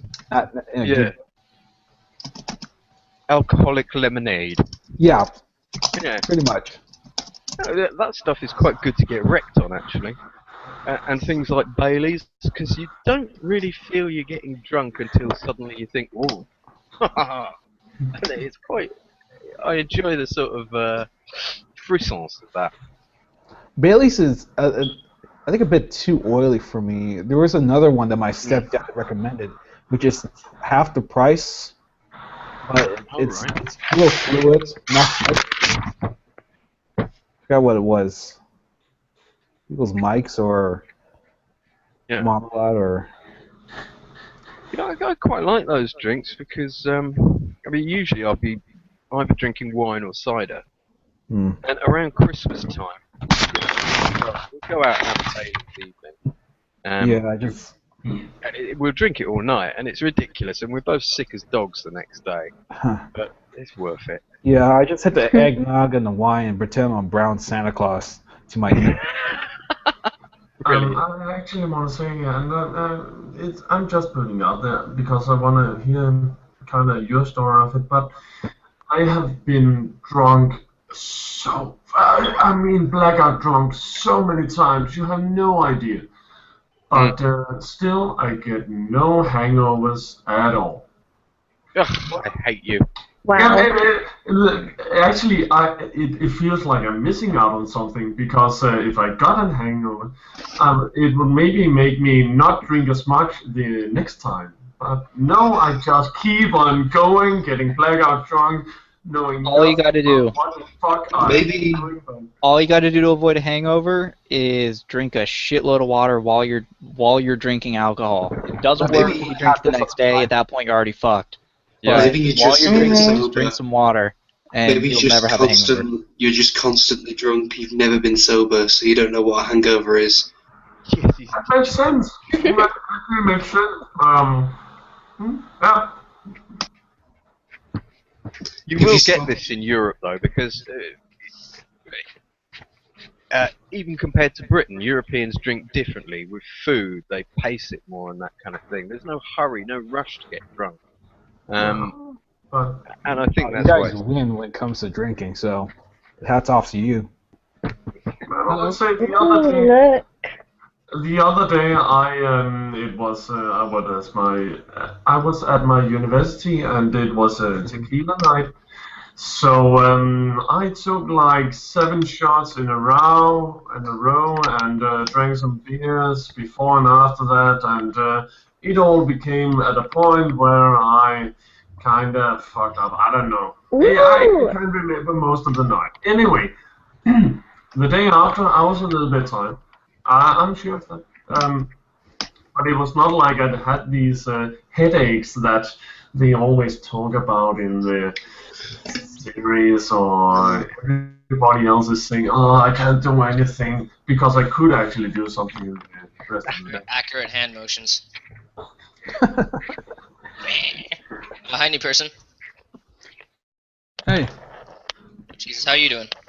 I'm doing fine. It's 5 a.m. and I couldn't get any sleep, so I thought I would just jump on air for a while, see what happens. That's the spirit. Oh, how's it going? How are you? Hey, Jesus. Spirit. Can you all hear me all right? I'm not sure. Good. Yep, we can hear you. Yeah. All right. Well, yeah. I heard you were talking earlier about the. Wait, real quick before you start. Okay. If I may, I just want to say it looks like the video chat thing, the live chat, is not going to work for this stream. That video just describes how to enable it before the stream starts. There's no way to change it once the stream is started. So we'll do that next time. Right. Sorry, go ahead, Jesus. Say whatever you want to say. Yeah. Well, first I want to thank you for letting me be on, and joining. Yeah. Well, I thought it would be fun. Now, I heard you talked earlier about the like political situation in Sweden, and I'm not too into the politics, but I can give you a too long didn't read version. And basically, it's the PC police has infested the Swedish politics. It's like, it's basically I'm sorry. What is the PC police? The politically correct police, so to speak. They are very politically correct. You can't say. Basically, there's been a lot of. Yeah. Yeah, basically. No, but basically, there's been like loads of talk in the whole world about how Swedes are racists and everything. But that's because the PC police has blown what the people actually say out of proportion, and it has to do with like immigration politics and everything. But basically, the PC police has fucked everything up. It's Marxism. God It's damn it. Marxism. That's what it is. It's cultural Marxism. And they Damn socialists! All of you. Well, what the immigration thing does is they bring in people who will vote for them because they're always saying welfare, benefits, housing, yeah, all the stuff that immigrant people need. And then they turn around to them and say, what a wonderful community you have. What a great relationship we have with your community leaders. We've been good to you, now you be good to us. We keep helping you out and you vote for us. And so they keep themselves in power like that. And they'll keep doing it and keep doing it until they've absolutely changed the demographics of the country. And they have people they can convince. It's funny because you say that, Ian, and I have no perspective on European politics. But it's pretty different in Sweden compared to America, because from what I've heard, America basically has a two sides, two-party system.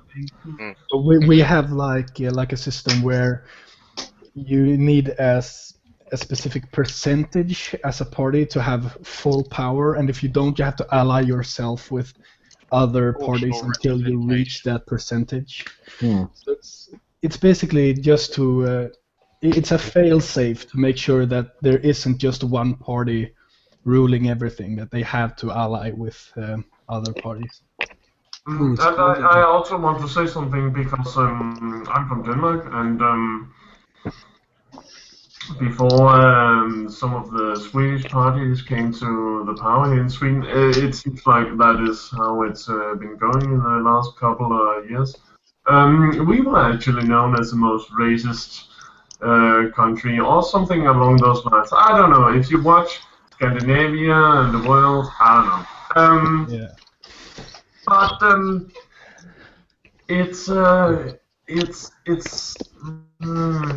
yeah, we have some parties both in Sweden and in Denmark that wants to keep it the nationality. For example, we have Dansk Folkeparti, which means Danish Folk Party. That I've heard about that. Yeah, of course you have. The rest of these people probably have not. Because these were really known as some kind of racist people. They didn't want anyone outside to come into Denmark and just take all our jobs and take all our money and That's typically how they're being described. It's like the Scandinavian version of the redneck. They took our jobs. They took all our land. Yeah, but basically, from what many of me and my friends, when we talk about it personally, and I think that in general in Sweden, and I guess Denmark too, it's basically we want quality over quantity for the lives of the people that come here, and we can't just scoop people in and then wonder why things aren't going good. Well, thing is, we take in more people than Germany does, and they have like 3 or 4 times the people than we have, and it's like, well, it doesn't really balance out. And well, basically, it's like, we're angry at the system and not the immigrants. So we're not angry at the immigrants. It's not their fault. It's your fault, politically. So Sweden is pretty socialist, isn't it? Yeah, we are.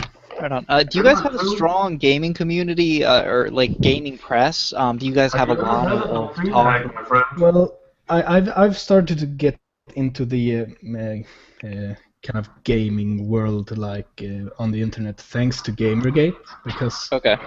But because I commented in the comment section earlier when I watched the video that a few weeks ago there actually was like a regular news site that actually mentioned Gamergate and described it in a very neutral way, but it kind of leaned towards being positive towards the video game nerds.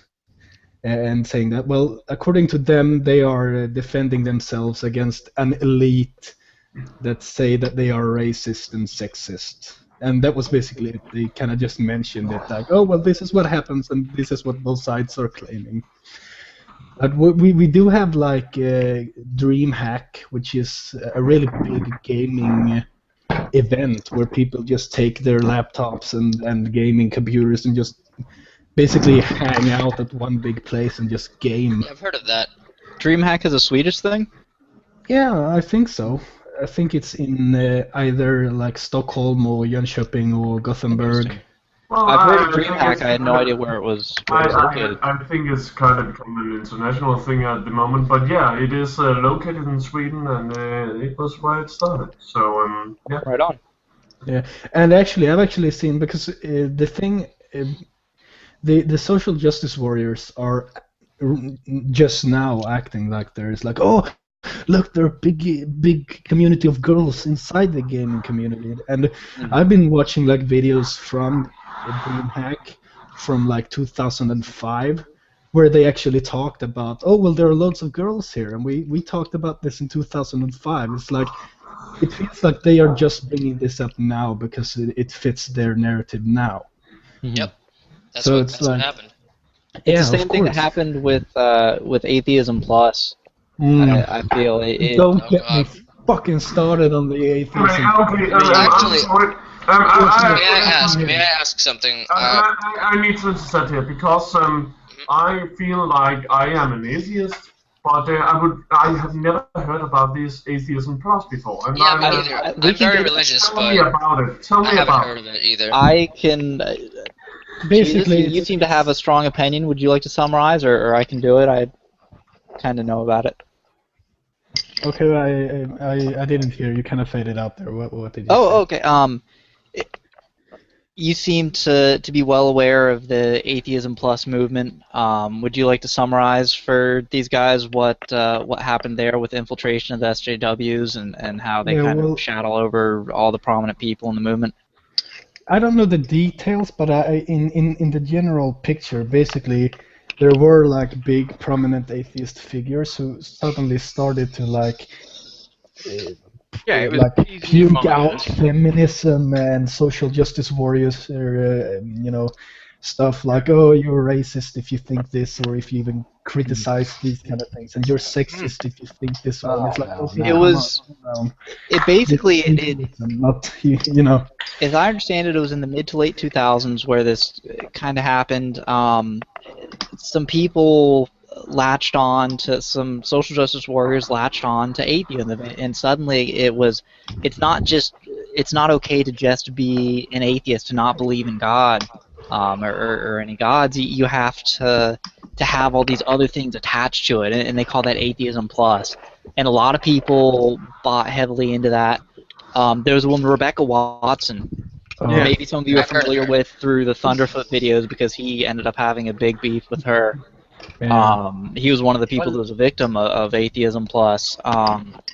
Rebecca Watson, at some event, some gathering, basically said that some guy accosted her in an elevator, and she was very, she felt Yeah, threatened and it was the offended and 2011 all that Dublin stuff. Atheism Conference, wasn't it? It was in an atheism yeah. conference, and Elevator she- Gate. yeah, Elevator Gate, and she was never able to pinpoint the guy. It was at a casino, and there was, it's a fucking casino. There's video cameras everywhere, but she was never. When they came to asking, well, who was it? She suddenly couldn't remember what the dude looked like, and so that part of it fizzled out. But Richard Dawkins ended up stepping in, and he got roundly criticized because he basically said, look, who are you to be throwing a bitch fit because some dude awkwardly asked you out in an elevator when there's so many, you're crying oppression when there's so many women around the world who are Yeah. really being oppressed for so many different reasons, a lot But of them that's religious. That seems reasonable.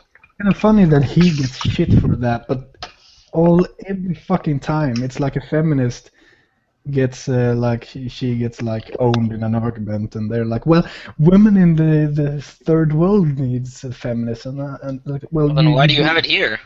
Yeah, Yeah. it's like what the Why fuck don't you movie We're gonna finish first there? world problem the shit out of it. feminism? Okay.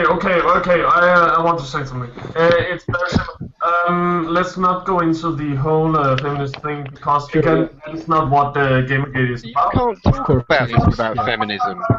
But that is, we need to learn about the things that has happened in the past, and then take this knowledge and apply it to our present. So Quick poll. need to look at this whole atheism plus thing and say, could they apply the same thing to what is happening in the current event? That's exactly what it is, and that's where I was leading with this. These are some of the same people, or the same types of people, who they don't care so much about the movement. They see an opportunity to push their ideology. And with Atheism Plus, they attach themselves to atheism, and they kind of imploded the community. They've ruined it. They've ruined it. Prominent figures, and basically no one talks about atheism online anymore. I mean, even Thunderfoot was huge. He did those "Why do people laugh at creationists" videos, which were fucking amazing. And he basically doesn't do that anymore. Now he's moved on actually to SJW stuff and Gamergate. Because it's just the movement was destroyed by the SJWs. And some of my favorite atheist figures, Matt Dillahunty, Aaron Raw, are kind of allied with the SJW side of things, and it's disappointing. I still respect them greatly for their viewpoints on other things, but it's a little frustrating to me that they've bought into that, I guess. But and it is very important that we tell these Gamergate people about what this opposition is actually capable of doing. Because if we can look at this atheism plus thing, and then kind of relate it to Gamergate, you might see what we are up against. That would make it much easier to see what we have to do. So you're right, Victor. We need to. It's very relevant, and that's part of why I brought it up, while we're talking. Excuse me, while we're talking about it. Quick poll: Is there anyone in this chat right now who is sober? Yeah, I am. I don't think I have a choice. I am not sober at all. I know you aren't, Victor. Neither am I. I think Miles is not so much. So we're about half and half here. Actually, may I quickly direct the can I direct the conversation real quick back to Vidya for a second? Yes, of course. That's what Jesus, Jesus, what's your favorite game?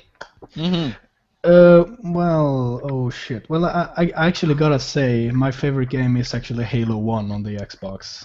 And I'm gonna just move my camera here if you can see. There's like, I got yeah, it's like an old N64, PlayStation 1, PlayStation 2, Xbox, Crystal, I've got like a PS2, Wii, and an Xbox behind me, so... What are those three things to the left of the shelf? Or to the right of the shelf, I mean. Well, that's bags of recycled bottles. Right on. Coca-Cola. Actually, can I tell a story real quick? Oh, I was going to make a point. When we were, when I was in middle school, about 6th grade, 7th grade, it's not really a story so much as memories of what we would do is we would go to we have a library nearby the middle school in where I live. It's just down the hill, and so a lot of people would walk down that hill and wait in the library for their parents to pick them up. And while the people who would be there for a long time, what they do is they would I'm aware that Halo 1 had a PC version, and people would take it onto flash drives, and since the only thing that could be loaded was Word, we would go to Word, we would open up the Halo files in Word, and we would play it from there. And what would happen was, every 15 minutes, it basically, if you don't have any activity for 15 minutes on any of the like default programs on the computer, such as Word or PowerPoint or something like that, then it would log you out of the. It wouldn't log you out, but it would make you have to say like, okay, I'm doing something. So every 15 minutes, we would just get immediately kicked out of the game, and we'd have to go re-log in. But I remember just being in 6th grade thinking, fuck it, it's worth it. We get to play Halo on It's always library. worth it. We It's get to play always Halo worth 1 on library computers by loading them from Word. And did That's you play? badass. Did That you reminds me get of to a play story. together?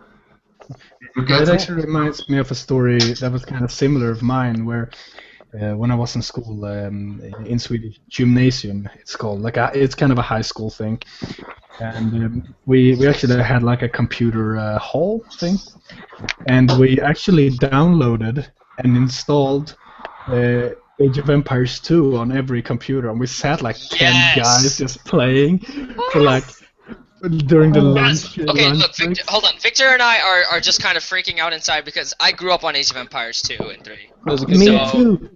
Yeah. I actually remember being like a kid, being like 8, 9, or 10, playing the first game, playing like Age Yeah, of on Empires DOS. 1. I think Well, no, the first game I actually, played was. not on DOS, but actually just regular. My dad actually always. Was it not a DOS emulator? No, it was not. Oh, okay. I think like I got the collector's edition where you got all like the Age of Empires, like the gold one. Yeah, the gold one. Yeah. Yeah, I I don't actually like have the that. hats Look, and okay. stuff. I think we can all agree that War Chiefs sucked, but Ancient Dynasties was like awesome. So No. You don't understand. At this point in time, I personally was so young that I didn't care. I didn't care at all what sucked and what did not. Yeah, me neither.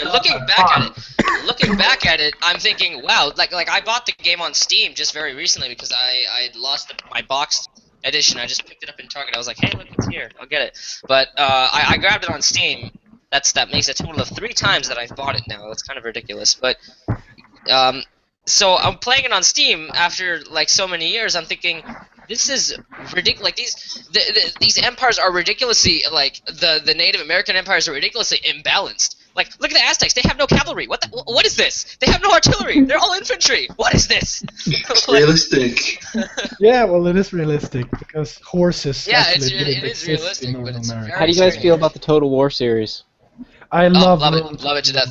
Civ Rome 6, Total anyone? Rome Total War. Civ 6, Rome, Beyond Earth. Beyond Earth Because- looks good. I haven't played it yet. When I found I want out, some of it. when I found out that there actually existed a Rome Total War, my mind was Beyond Earth blown even out because yet? I love the Romans. I love Oh, the yeah. history of Rome. I was like, oh, I gotta play this. It's so sad. I got it on Steam, but only half of it. For some reason, it was super glitched, and only half of the screen showed up. The rest was just a black screen. So I played it. yeah. I played it with half of my screen for as long as I could, and I was just like, I can't play this anymore. Is anyone I'm get sorry. confused with But guys, it's great to talk about video games and all that. But I think the people who are watching this are mainly watching this because this is a Gamergate stream, and because we need to talk about what the hell is happening here. And it's important to know where we're coming from. And I would really like to hear Jesus' idea about what the hell is going on in Gamergate. Yeah, well, thing is that I've been making like tweets and stuff, and even though I'm like white, as a gay guy, I feel like I somehow fit under the not your shield thing, and for me, it's always been like if you ignore all the 12-year-olds on COD. The gaming community has never been. It's always been like you, the game, and your opponent. I That's was the- one of them. Yeah. I'm sorry. But that's the 3 main components. It's you, the game, and your opponent, and the microphone. It's like it's only you and head on, and Yeah. that's what it's always has been. As long as it's you, the game, and your opponent, it doesn't matter who you are. It's always the competition and the fact that you're having fun. And the games has always been there. It's like, okay, let's pick this motherfucker up. Let's fucking play this. And you might kick my ass, or I might kick your ass, but we're gonna have fun while doing it. And it doesn't matter if you're white, black, female, male, everything in between all of those. It doesn't fucking matter. It's like, I'm not here to validate the fact that you're any of the other. It's like, okay, you're my opponent. Okay, let's fucking do it. You and me. Like, give me a Yeah. good fight. I remember seeing a TF2 comic where it was just like there was a heavy and an engineer, and the heavy was like taking, it was like a comic, and the heavy was taking cover behind a barrier with a medic, and the Engie's turret was just shooting at the wall, and it was just like game over. And then the heavy went to the engineer, was just like, how does it feel having, it must be so hard with that one turret shooting for you. And then the engineer shot back. It was just like, yeah, I bet it's so hard for you with that medic on your ass all the time. And then they were just walking away all happy, like, oh, this is a great server. I'll come back next time. It was like, oh, great fight. Let's go. Let's come back next time. And it was like, yay, happy. Like, and I felt like that really described the nature of gamers, which is basically like, if you get into a competitive game, you'll shoot, you'll fire at each other, kill each other. Someone will kick the other guy's ass. Insults will be exchanged, but at the end of the day, you will usually come out thinking, this was a really nice experience, and I'm glad I played this game. That happens a lot in League of Legends with good teams as well. Because what I've always felt, that even without actually erasing our identities, whichever they may be, our identities never mattered in the fact that we are competing and having fun, and that's the most important part about what makes us gamers. It's the fun and the competition and the love for games. I don't care if the dude on my team in a Counter-Strike match or is a dude or a chick or a Republican, a Democrat, white, black. I just want him to fucking cover me while I'm defusing the bomb. I don't give a fuck other than that. I don't care if my support's gay. Come on. I don't care if my AD carry's bad. Just click the goddamn lantern. Just click it. It's like we're not dating right now. Come on. We're in gold. Why aren't you clicking the lantern? Yeah, it's like we're not dating right now. We're competing. Come on. Like, and it's the same thing. Once the match is over, you can have my number, sure. But right now, no. I feel like it's the same thing in society in general for a lot of us, and that's what these the SJW types don't seem to agree with. And I know there is a lot of hostility in general. People dicks. It's just human nature. I guess I'm a fucking dick. I fully admit it, but. In general, I'm an equal opportunity dick, and if I'm a dick to you, it's because of something about your actions or words, not because of something about your physical characteristics. I don't give a fuck if, about your fucking cock and balls or vagina or skin color or any of that. If you're someone that I don't like or someone that I like, it's, unless I'm trying to fucking get you in my bedroom, that's irrelevant. Yeah, I feel that I've actually been like an asshole like a few days ago, but that was, in my defense, that was to prove not to prove a point, but to make a point about how we are being treated in the Gamergate community, or the hashtag, because there was an anti-Gamergate guy going, small dicked cell dwellers, everything like that, and I looked up his picture, and he's like, well, he's fatter and whiter than I am, and I'm fucking Swedish, and he was like, oh, you can't be fair. His reaction was, it was like, oh, you can't be fat and white, and I'm like, do you know how it feels now? Because that's everything. You take our arguments, like, oh, here's a good argument, fuck that, okay, he's white, okay, fuck that guy, he's only white, that's all we ever gonna say. It's like, see, that's the point, that's what we're going through. Black people and women inside this community that have really amazing arguments and points, and they're really awesome people, but they get marginalized because, oh, you're pro Gamergate, well then you must be a fat, small, dick, neck-beard asshole. Yeah, can I just say that this is getting ridiculous, the weaponization, that term is getting ridiculous. Jesus, they're saying that we've weaponized charities now. Oh, yeah, that was the whole thing with the flying weaponized everything. They were weaponized. The thing with the flying... Weaponize your brains. The point of flying capitalists was such a fucking absurd thing, because this is a charity that is pretty closely aligned with a lot of feminist ideals and social justice warrior ideals.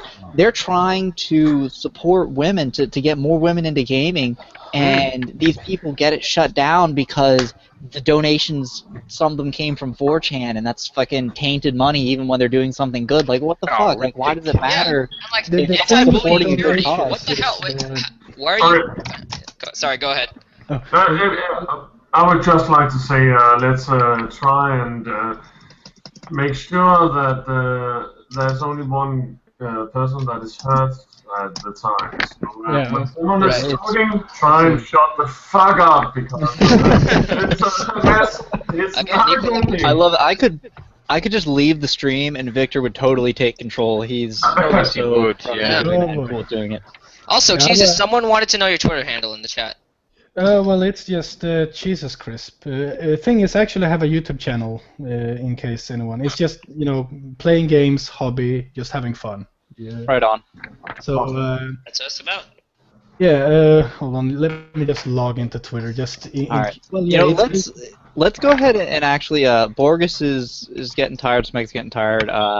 This has been going for 2.5 hours. Yeah. Can I just? Of course, add yeah. one last Give everyone a point? chance to wrap up. Plug anything they want to plug for our 12 viewers at this point, and anyone in the future who views. Yeah. I'll link in the description. I'll link. Cheese, just like I asked everyone before this started to link their Facebooks or whatever. Link it to me. I'll put it in the description so anyone in the future who wants to follow you or whatever can go ahead and do that. But also go ahead and tell us, whatever you want to plug, and same for everyone else. Okay, well, first, yeah, Jesus Crisp, both on Facebook, Tumblr, YouTube, and Twitter. And I would just want to quickly go back to the charity thing, because they only notice the charities now because we actually have, like, a bigger group, because now they fear the charities now, because now we actually have a foothold in saying, well, we are actually helping, but only because we are doing it under the Gamergate umbrella. That's the only reason they actually notice it, and it's scaring them. We are really scaring them with the way we're actually helping people. Yeah. And it really scares them. Yeah, it embarrasses them because we do more good than they've ever done. All they've ever done is fill their own pockets at the expense of the gaming community. All they do is whine and whine, and they don't do anything constructive. They just leech off To be sure, not controversy. the generalization though, but to be sure, there is a lot of hatred that I see coming from the anti-Gamergate camp, and what they point to is, well, why we're doing this because of these anonymous people that are pro-Gamergate. There's no proof they're actually even genuine members of the Gamergate community, of whatever that means, I guess. But they point to random anonymous Twitter handles, and we point to the core people supporting their side of the issue, doing the same, if not worse, doxing people and encouraging bullying, like the Sam Biddle or whatever, Vidya. Fuck that guy. Yeah, I really wish that boxer would have fought him. That would have been so fucking great. I don't know if you guys saw that. Whoa. Yeah, I really hate that guy, because, I mean, as a guy that was bullied for liking metal and men, basically being more manly than the rest of my class, it's like I just recognize everything that these bullies, these internet guys say. It's exactly like the bullies in high school, and it pisses me off so much that these people are being let free. Hey, The thing is, you were saying, bullied for being the most manly man in my class, just only in Sweden. Yeah. Yeah, I like how he said that they're bullied for liking Metal, metal and men. Yes. Yeah, and men. more manly. Yeah. Yeah, it takes a real man to suck a cock, I guess. so like I Well, have like the dream. I'm not gonna go into details, but That'd be appreciated. Also, All right, well, yeah, I think that's a good. Go ahead, say something. No, it was just a question about the Facebook group. I just launched all my links into one post there. I just posted on the page. The Envision game community thing, was it? That is Ian. That's something else. The Facebook group. Ah, crap. Well, it's That's like good. someone just yeah. Yeah, I added that into the chat there. That's well, that I This write is the Facebook group. This is the group that most of us came from. Okay, well, yeah, it's on the other page now. Well, join the other one too. That one's Gamergate 2014, which fuck it, I'll plug it for our now 12 viewers. It's Yeah, sure, Gamergate go ahead. 2014 Facebook group. We have about 450 members at this point. I'll join. It's Most of the viewers are us. That is actually a thing I would like to say. It is that on 8chan, not everybody wants to go on 8chan. I can understand that. I And love 8chan. on Twitter, it's very hard to get your full argument out when you Twitter's a don't terrible have that medium much for room. communication. It is. So Facebook is a very, very good place to get your message out. And if you know anyone who might be interested in joining the Facebook group, let them do so, because we have actually decent conversation in there, and we do have some shields, we do, but it's pretty easy to identify them, and You we know what get though? something out of it. And we're What's inclusive. your Unlike some of these other groups, unlike a lot of the anti-Gamergate groups or the groups that claim neutrality, we're not going to censor you. We're not going to, we might call your ideas bad, but we're not going to personally attack you. We're inclusive people by nature, and we want the free exchange of ideas. To me, that is what this is all about. Fundamentally, Yeah. is we Can I add want something to it? to allow people's voices to be heard. I think I personally am going to keep my anonymity and stay out of the Facebook group for now, but I'll stay active. Well, get in here? at least make a fake Facebook profile and then go and tell what you feel, because there is nothing wrong in being anonymous. It's a good thing, because this whole thing can hurt you personally. So, like we saw with Miles and many others. Plus, ideas and opinions aren't invalidated just because you're anonymous. No, the best thing with opinions and ideas are the debate and discussion, being able to, hack away at the bullshit and get to the pure thing that's behind it, and that's where anonymity is a strength, because when you're going on 8chan and putting out arguments, you're taking away everything about the person behind it, and it's purely about what's being presented, and that's beautiful. What's up, Smeg? I'd say that considering that a lot of the anti-GG people, they sort of function on peer pressure and sort of like group mechanics rather than respecting individuals on an individual level. I think it's very important to some of us that remain anonymous, because we can't approach this issue in the same way if we were forced to like engage with these sort of group mechanics, peer pressure and guilt and appearance and how you appear in your social group. I mean, that's what really annoys me about this whole other side to it, is that they're using like almost bullying tactics, like do you fit into our clique or not? Are you part of this? If not, we'll shun you. That's what really annoys me about it.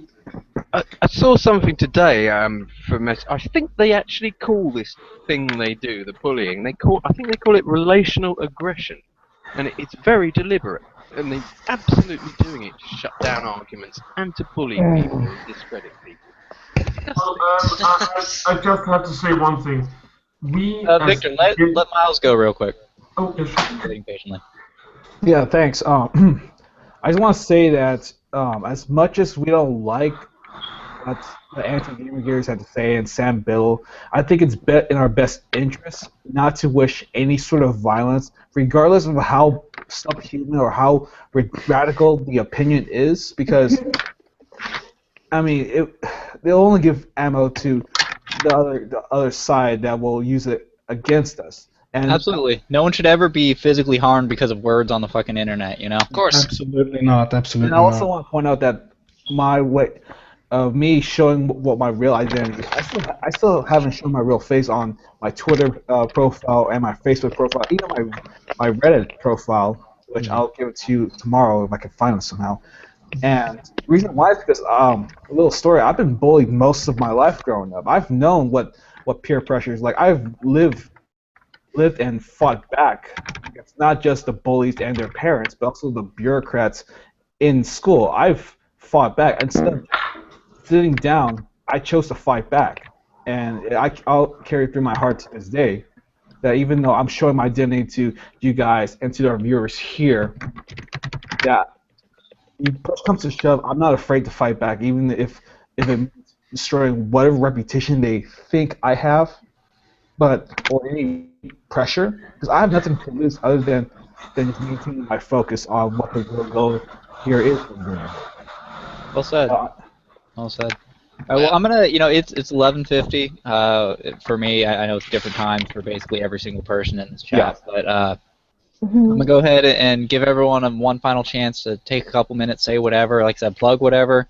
Any final closing statements, and then we'll go ahead and close this out. I think I'll go if that's. I'm really hungry. Yeah, start with Navi first. Oh no, sorry, Taylor can go if she wants. Okay. No, I was just saying that I'm really hungry. Oh. Alright then. Great. Okay, so I guess I'll just first off, yeah, I'm at DJ Cyberpenguin on Twitter. Don't ask why there's a DJ, I don't know why. So yeah, at DJ Cyberpenguin on Twitter, Cyberpenguin on YouTube. I don't know why you'd want to follow my YouTube because it's kind of redundant. Link it in the Facebook group, and we will probably follow you and listen to what you have to say. Alright, so yeah, I guess I tweet about stuff. I don't really use Twitter outside of Gamergate, but hey, now I have a reason to. So yeah, I guess hit me if you want to talk about games, if you want to talk about soundtracks, I'm into that stuff. Yeah, I'm gonna. I don't know why I personally plug myself. I'm not. But yeah, I guess final words. Keep doing what you're doing, guys. It's working. One last point I want to make after that strangely worded conclusion. These people are completely shameless. They're not hiding anything. They're leaving everything out in the open. The best defense they have is deleting tweets. And Gawker deleting their advertising page, which was pretty hilarious. That was fucking amazing. That was amazing. after Mercedes-Benz, it's like, oh my god. The Gawker was a Polygon that switched to the multi. I don't know what the fuck the term is. The ads that are not ads just for them. They're ads that go on like all the sites that are not able to. They're Google ads. They're not Google ads though. They're some not others. Google. They're tailored ads. They're like the stock tailored ads. That's the word. They don't get paid as much on them, basically. Yeah. So, anyways, yeah, I guess they're completely fucking shameless. They're unabashed. Use that to your advantage.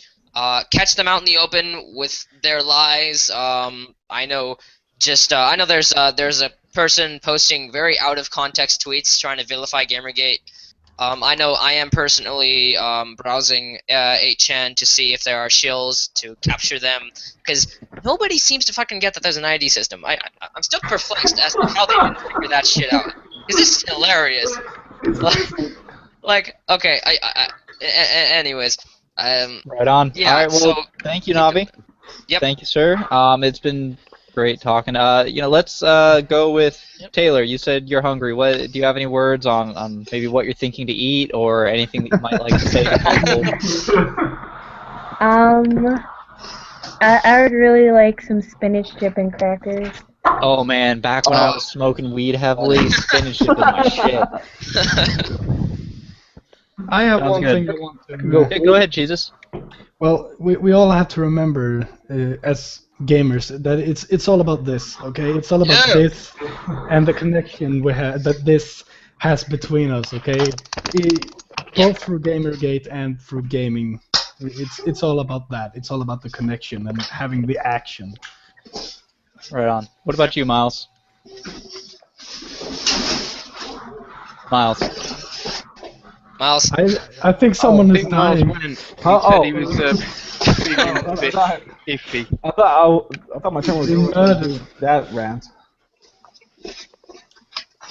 Oh, I don't know. Anything you'd like to say? Anything you'd like to plug in the last few minutes of the stream? Can I just Ian Davis. I write occasionally for the Envision gaming community. There should be a link in the low bar by the time you see this. Failing that, you can just look it up on Facebook. We're big supporters of Gamergate. I would just like to say as well, keep doing what you're doing, Gamergate people. Keep emailing to the advertisers because we're pretty sure that that's our best method of attack at the moment.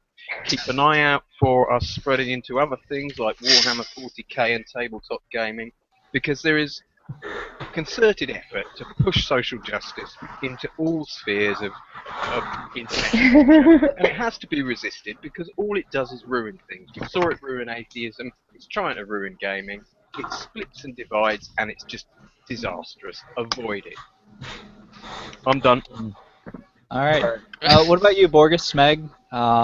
Anything you'd like to say or plug or anything like that? Strip. I don't really do that much. I occasionally write for like a number of like really like small gaming websites about reviews and news and stuff. Like they work me like a dead horse, but yeah, that's about it.